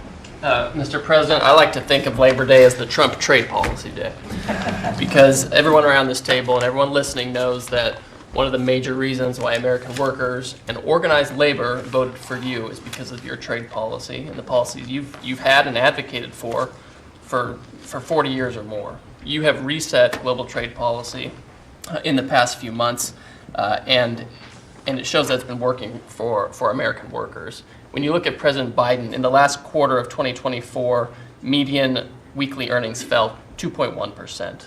In the first quarter of your term, they went up 3.3%. And that's why we're doing the trade policy we're doing. It's to help the workers of the United States of America. And they're the best in the world, but they can't do it without a level playing field. And you have flipped the script. For many years, the other countries had high tariffs and high non-tariff barriers, while we were open to all of their labor and services and goods and capital. You flipped it. Now we have the tariffs, and they have lowered theirs and the non-tariff barriers. And we couldn't have done it without you and the leverage you've created. So between the tariffs and the deals, the hot streak continues for the workers of America. So thank you. Thank you very much. Really good job, by the way. He's a good negotiator. Very good negotiator. Thank you. Please. Yeah. Well, Mr. President, I feel like, as everybody here has talked about how great working with this team is and all, but I do feel a special need that you've given me the privilege of working with the best of America. I get to take care of the veterans. I get to take care of the veterans who Labor Day really finds its roots in, if you think about it. We wouldn't have Labor Day if it wasn't for men and women who would leave their jobs and go fight this nation's battles to keep us free and independent so that they would have jobs to come home to. And over the past few years, they've been coming home to many times a government that was keeping them back, holding them back, taxing them, regulating them. And now we have veterans who represent the bill, the big, beautiful bill, they're the beneficiaries of. And I get to see them all the time because they're receiving the benefit because they see the jobs, they see the care that they're being given. And these veterans can look at their country with pride, knowing that we're taking care of them, just like you told me to do. When your only statement that you said to me, I asked you what to do, you said, go take care of my veterans. Well, that's what we're doing. One of the other things we're doing right now is, for many of you, I love to hear how you're deregulating everything, and I've worked from Congress and worked with many of you before. I get to do the same thing with the largest bureaucratic organization in the government. We're deregulating from the inside. And it's amazing to me because we have such a powerful workforce at the VA who really want to do good, but yet they kept tripping themselves up. They kept making their own, they'd take one step forward and put a regulation in that put them 3 steps back, and it always hurt our veterans at the end. We're taking that away. We're making community care again, Mr. President. We talked about this yesterday. We're making community care a part of our direct care system. So if a veteran wants to get into the community, they have our direct care and they also have the ability to go into the community. Something that the previous administration decided they wanted to keep everybody inside because they thought it was a fiefdom they were building. I'm telling you, we're not building a fiefdom at the VA. We're trying to take care of a service organization that takes care of veterans. So how do we do that?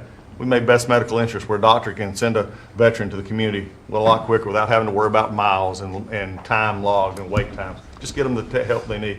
We've actually expanded out, and it's made a difference in this regulation, and also unleashed a workforce that is now free of the collective bargaining agreements and other things that have kept them from being able to do the job of national security that they've been intended to.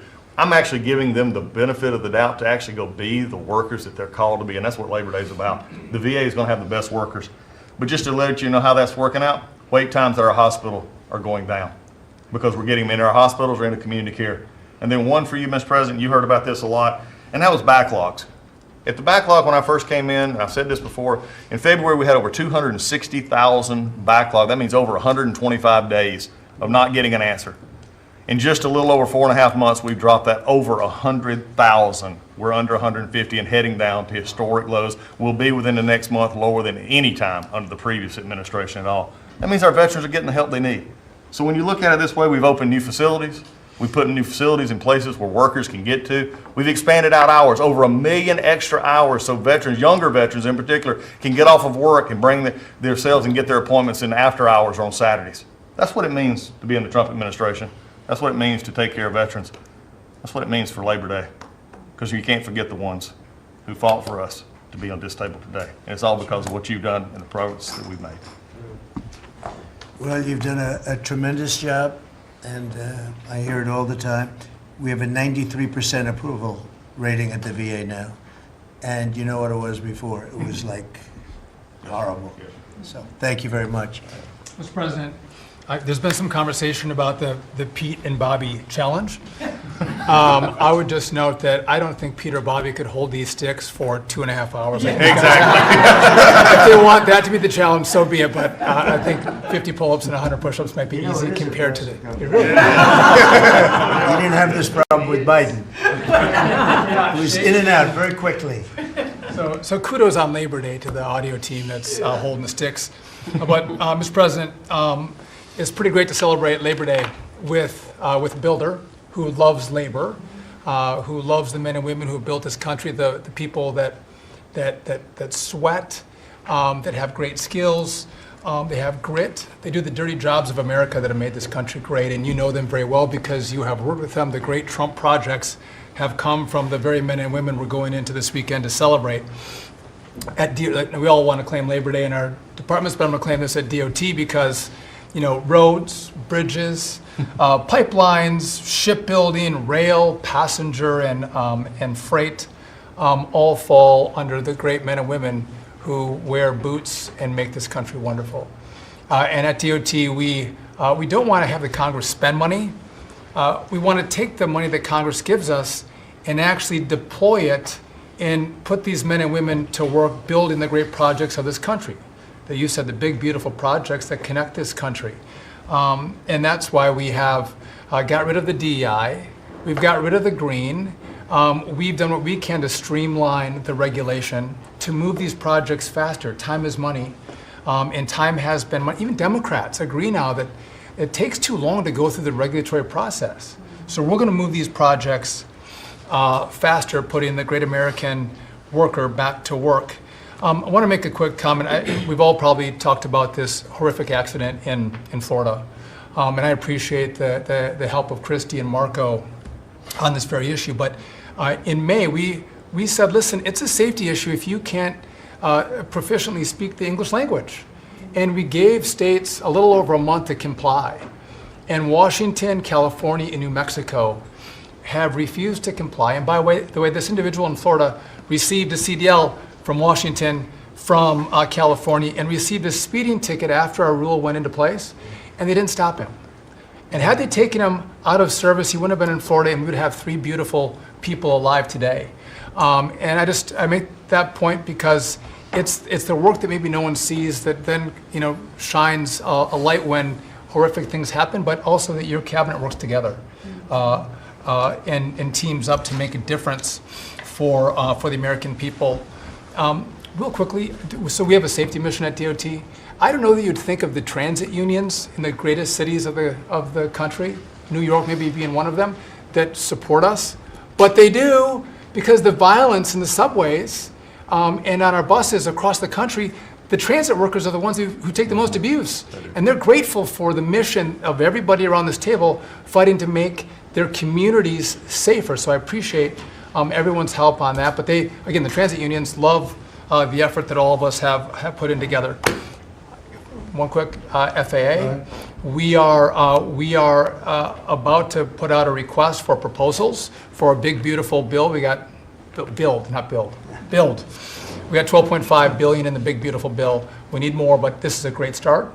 I expect the middle to the later part of July, we'll be through the process to bring the proposed integrators to you for selection, so we're looking forward to that. We will have the most, I'm learning from you, this is going to be the greatest contract ever crafted in the federal government for this build for air traffic control. Really, it's innovative, and we have unique tools at FAA. It's going to be a great contract. Bobby left me out of the windmill conversation, Bobby, so there was a study done in the last administration that said if you build windmills 1.2 miles, within 1.2 miles from a roadway, it can mess up the automation and technology on a car. Same thing 1.2 miles from rail. The last administration buried that report, Mr. President. And so now what we've said is, what we're going to do is say, listen, I'm sorry, it is a safety risk to build windmills this close to roads. By the way, they want to build them by roads and by rail. We're going to say no more. It is a safety risk, and we have a report to show that. And just real quick. That's a good idea. That's great. Good team effort. I wasn't invited to the party, but I'm still going to throw in for the party. Maybe next time, Bobby. One last thing. We have this Mars to Moon to Mars mission. Sorry about that. But sometimes people think that space doesn't matter to them. But if you look at every rocket that's launched, the machinists, the truck drivers, the electricians, the welders that build these rockets in the industry that has developed over the course of the last 10 years in space, it's truly remarkable. It's not just rich guys sending up rockets in partnership with NASA. There's a whole industry of working men and women who we celebrate this weekend that build, refurbish, design the rockets that are making America the leader in space. So thank you for your leadership, and happy to celebrate this weekend with you, Mr. President. Really great. And he is doing a good job at NASA too, and we are, I think we'll have some pretty exciting announcements. And you enjoy it. And fun. I said, how about temporary? He said, well, can I go a little bit longer? He loves it. He loves it, and he's doing a really good job. Thank you very much. Appreciate it. Howard, please. So, making America great again is one of the key statements, and people don't always understand what you mean. So, we always talk about 1870 to 1913, but in the mid-1980s, America owned more of the rest of the world than they owned of us. We owned $140 billion of the rest of the world net of what they owned of us.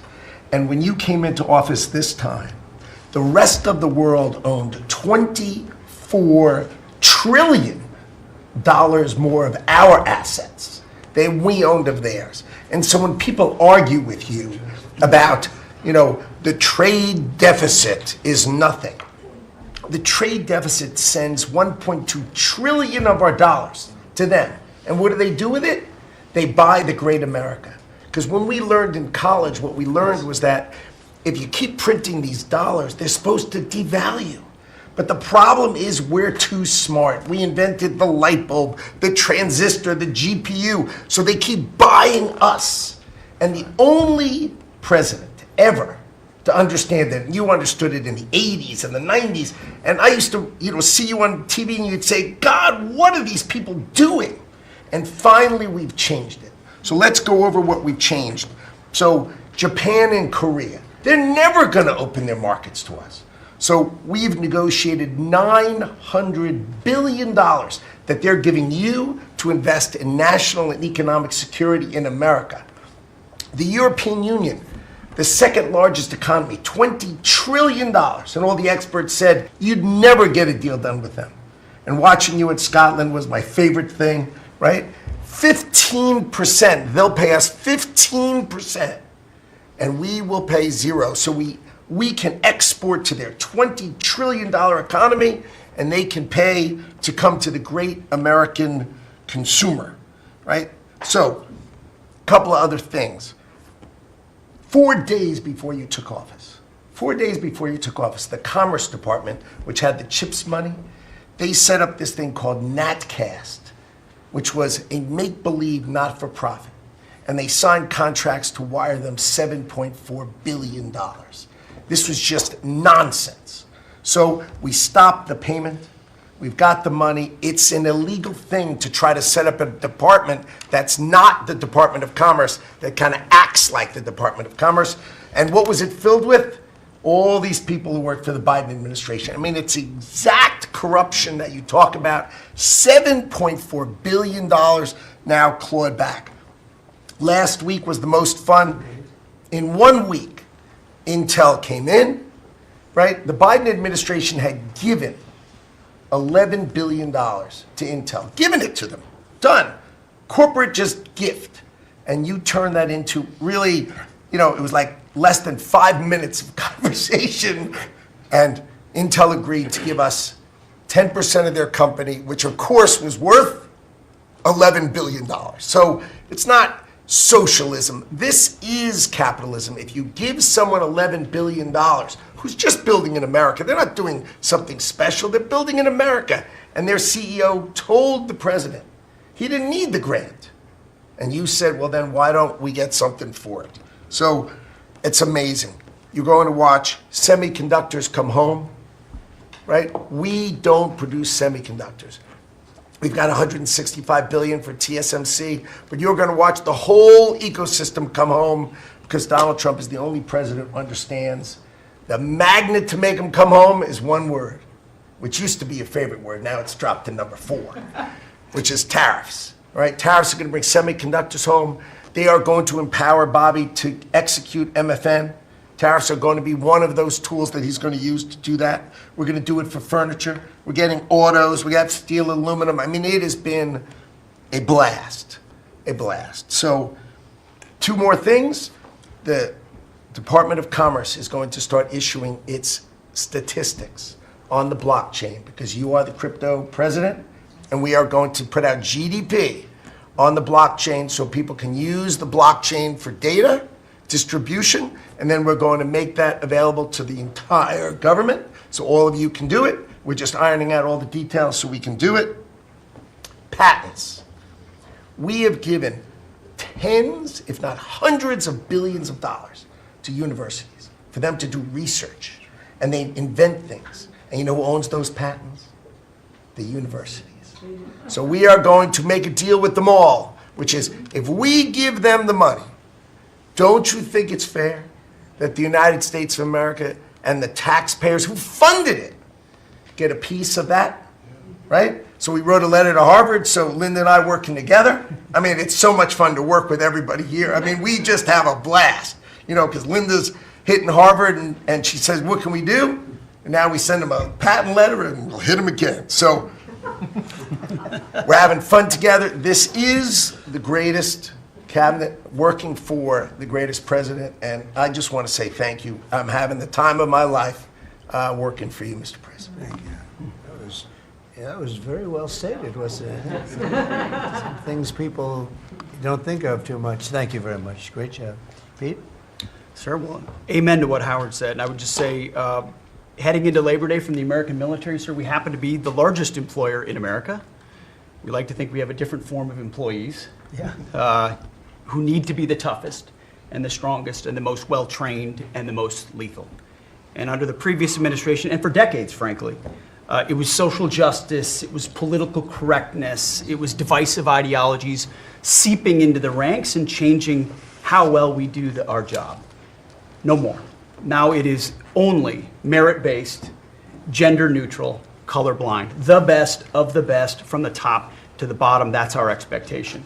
And sir, you've enabled that. So from the troops directly, which they ask me to say all the time, thank you for your leadership, for your boldness, for your clarity, for common sense, for providing a shield for the rest of us to put America first, and to apply peace through strength. We're in the strength business. That's our job, is to stand behind everybody here and alongside John in everything they do to keep the country safe. And the world is noticing. And I wish everybody could, there were 2 meetings yesterday that I think tell the story. One was, because today happens to be the 4-year anniversary of what happened at Abbey Gate in Afghanistan.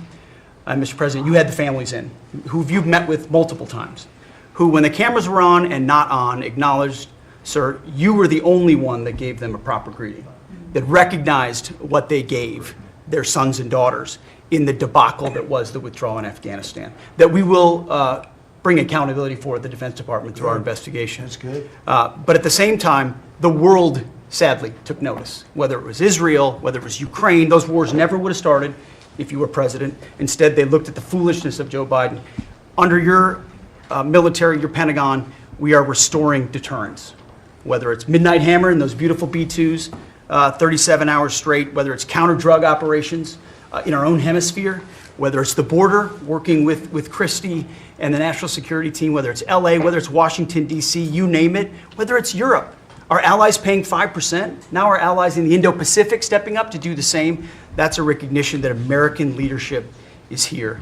And then in the second meeting, we were talking about what we're doing in D.C., and Pam's taking the lead. I have to say, just pause for a second. When I look around this table, yes, there's a national security team of Steve Witkoff and John and Scott and Howard and the vice president and Susie and Christy and Tulsi, but to every person here, we work together on a daily basis. And if you call me and I call you, the answer is yes. How do we do it together? I think that's exceptional.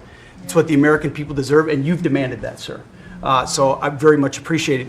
In that meeting on DC, I started my sentence by saying, the Department of Defense, to which you said that just doesn't sound right. So maybe next time we're here, my card will read Department of War. We'll see. But it's not, here's the thing, here's what people miss.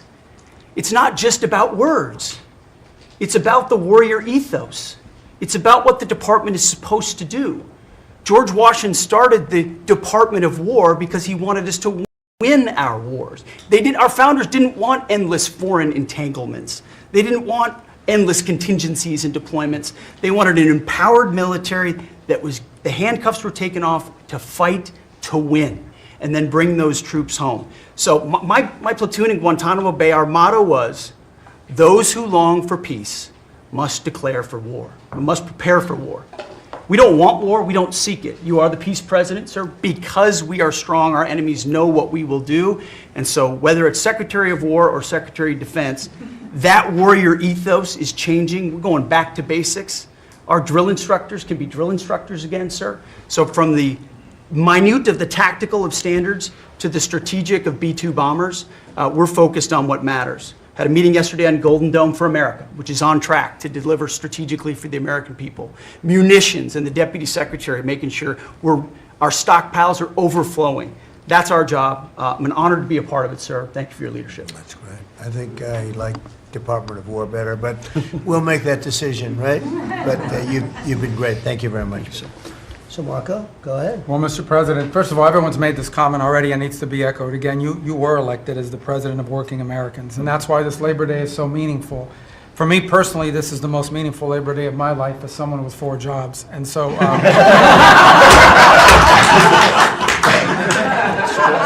It's true. And, but on the point of, you made it very clear from the outset, even in foreign policy, everything we did has to be pro-American. It has to make America stronger or safer or more prosperous. And there's just a few things I want to touch to because it involves your team under your leadership making it happen. The first is, for the first time in the modern era, we are truly on offense against organized cartels that are pumping poison, killer poison, into our cities. And that's a team effort. It's Christie's team, it's Pete's team, it's Pam's team, and obviously it's under your leadership. And by the way, we're getting incredible economic international cooperation. Countries just in the last week, Ecuador, Paraguay, Guyana, Trinidad, today Argentina, all joining us or trying to be helpful in advancing this. And this just, one thing is we're going to stop drugs from coming in and we're having record seizures, but another thing is to build an international coalition against the scourge on the international stage. The second is mass migration, illegal mass migration. which is dangerous for the country but harmful for American workers. What's happening on the border is essential. But it's not just what's happening on the border. And again, Christy and her team have been essential in this. We have countries all over the world that are actually helping us, whether it's through safe third country agreements, whether through it's stopping the migration flow from coming here in the first place, incredible international cooperation. You've redefined our border. It's no longer just our physical border. We are doing things ahead of time to prevent this from happening and getting cooperations from countries that we've never seen before. And last, I would say, and Steve touched upon this, who, by the way, is doing a phenomenal job. Steve is both a great negotiator and he's also a nice guy, which are two tough things to pull off together. But it's incredible. But we both work for the peacemaker in chief. Think about it, how fortunate we are as Americans to have a president who's made peace a priority. And just since the last time we've met, there was a war going on in Cambodia and Thailand, between Cambodia and Thailand. The president just picks up the phone and tells them to stop fighting, and within 72 hours, the fighting had stopped. You know, there's no other leader in the world that could have done it. And the fact that you were willing to spend time to do that and to make it happen is, of course, essential. And then the war that didn't happen because of Azerbaijan and Armenia coming here to sign that peace deal, which is historic in so many countries. You know how many countries said, "Oh, it's never going to happen, it isn't possible." And it occurred, Mr. President, because of your leadership. And then on a point of personal privilege, I wasn't even going to raise it. I haven't even talked to you about this. It's a little controversial, but I think I need to bring it up at this time of year. This thing about people getting married on Saturdays during college football season is a scourge, Mr. President. It's dividing families. I don't know if we can have an executive order on this. It's insane, but it's really difficult. There's 7 other months of the year that people can get married, so I just wanted to say that because it's very, very difficult. Thank you. Fantastic. Thank you very much. Doug, please. Well, Mr. President, you've heard from around the table how people are grateful to have an opportunity to be part of this team, have an opportunity to work for you, and have an opportunity to serve the American people. And I would say as we head into this Labor Day, the thing that really differentiates you and your leadership and everybody around this table is one word, and that's respect. Because this is a group of people that respect our farmers and ranchers. We respect the people that are in law enforcement. That's a huge change. Respecting the people that are in uniform, respecting our veterans, respecting our shrimp fishermen. I mean, whoever it is in this country, people that are building our roads. This whole group embodies that sense of respect. And when we start with that, then who benefits? We come up with policies that help those people. And what have you done? You've led an opportunity for us to have the lower taxes, way lower deregulation, record amounts of investment that's coming into this country. We're going to be seeing lower interest rates. All of those things coming together is a gift to the working people. The policies are lifting everybody up. There's 140 million Americans that get up and go every day and drive to work. They commute. And one of the most obscene things of the prior administration was their energy policies was creating a hidden tax on those people. The poorer you were, usually the further you had to drive because you couldn't afford the housing if you were working at a hotel, if you were working in a service industry. We were taxing them. A hidden tax on them was the high cost of energy. You were perhaps one of the only leaders in the world that understood the connection between peace abroad and prosperity at home was directly connected to energy policy. You came in and said, we're going to sell energy to our friends and allies. We're going to bring prosperity at home through policies here by having lower energy prices. And we're going to stop funding wars abroad with energy policies that helped our adversaries and hurt us. You said we're going to sell energy to our friends and allies. And with the work that Jameson and Howard and Scott and everyone has done on these trade deals, we're going to have an opportunity to have a renaissance in American energy, selling energy to the world, which is going to help bring peace abroad. But the real key thing in closing I want to say is two things. One has to do with the U.S. Park Police. That's the group here in Washington, D.C. They're the oldest uniform law enforcement group in the nation. You coming out and visiting with them in person before they went out on the surge. Not only are carjackings down, muggings down, homicides down, everything down, morale is through the roof. Just like Pete saw, we've got record people signing up to want to be part of our military. You have breathed life back into the profession of law enforcement. Your respect for law enforcement is so incredible. It's making a difference. And then us giving them the tools. On a lighter note for everybody here, one of the rules that under President Trump we were able to change for the U.S. Park Police was they could do a pursuit. I was shocked to find out when we were talking to them, like, oh, you pull somebody over and they just drive away and you can't pursue them? I mean, and they said, no, we can't. I said, all rules, we got that rule changed in 24 hours because of President Trump's leadership. The next night, they had so much fun. They pulled people over, they started to take off, they chased them, they stopped them, and then the bad guys, some of these were in cars that had stolen plates. So they take the plate off, they steal them off somebody else's car, they know the plate doesn't match, they know they're doing this thing. The bad guys in the car said, what, you're not supposed to chase us.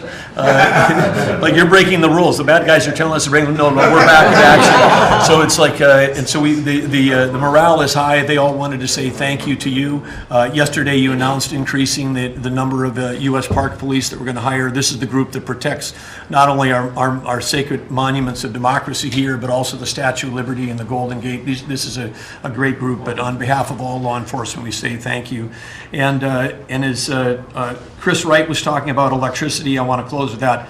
We've solved amazing things in 7 months, but the big challenge we have against the remaining is, solving Iran's nuclear thing, that was an existential threat. China beating us in the AI arms race, that's an existential threat. We finally have a president who talks about it. You talked about it in your opening remarks. You've signed executive orders. You understand that essentially we used to say hundreds of years ago, people started saying that knowledge is power. But now, for the first time in history, we can take electricity and we can convert it into intelligence. So it's flipped. It's no longer knowledge is power. Power is also knowledge. And while we're ahead in the technology, we're way behind China on the amount of electricity they're bringing online. And your strong position to support affordable, reliable energy using our nation's resources, including those across the Department of Interior, bringing back coal mining, bringing back mining, bringing back timber. All the industries that have been killed in this country are coming back to life because of you. And with your leadership, we have a chance to not only win the AI arms race, but actually dominate it the way we're dominating in other things. So thank you, Mr. President. Thank you very much. And we're leading that race right now by a lot. And we're going to keep the electricity coming. In China, they do it very quickly. They have one person that says, do it, and that's it. But essentially, we have one person that says, do it. And we've given that order, and the job they've done has been amazing. And I want to thank again, Lee, what you're doing in that regard is so important. And the rapidity, just as fast as them, because it's a question of a week versus a day, and that's not going to make the difference. But you've done fantastically, and Doug and Chris, amazing job. So we've done this for a little while now. I don't think you've ever seen anything like it, and I think Sean was right. These guys that are holding these up, if you ever try holding your hand out for 2 hours, that's a long time. These are pretty strong characters. You've been doing that a long time, I guess. Congratulations. Are you getting tired? Are you getting tired? I'm looking at these guys.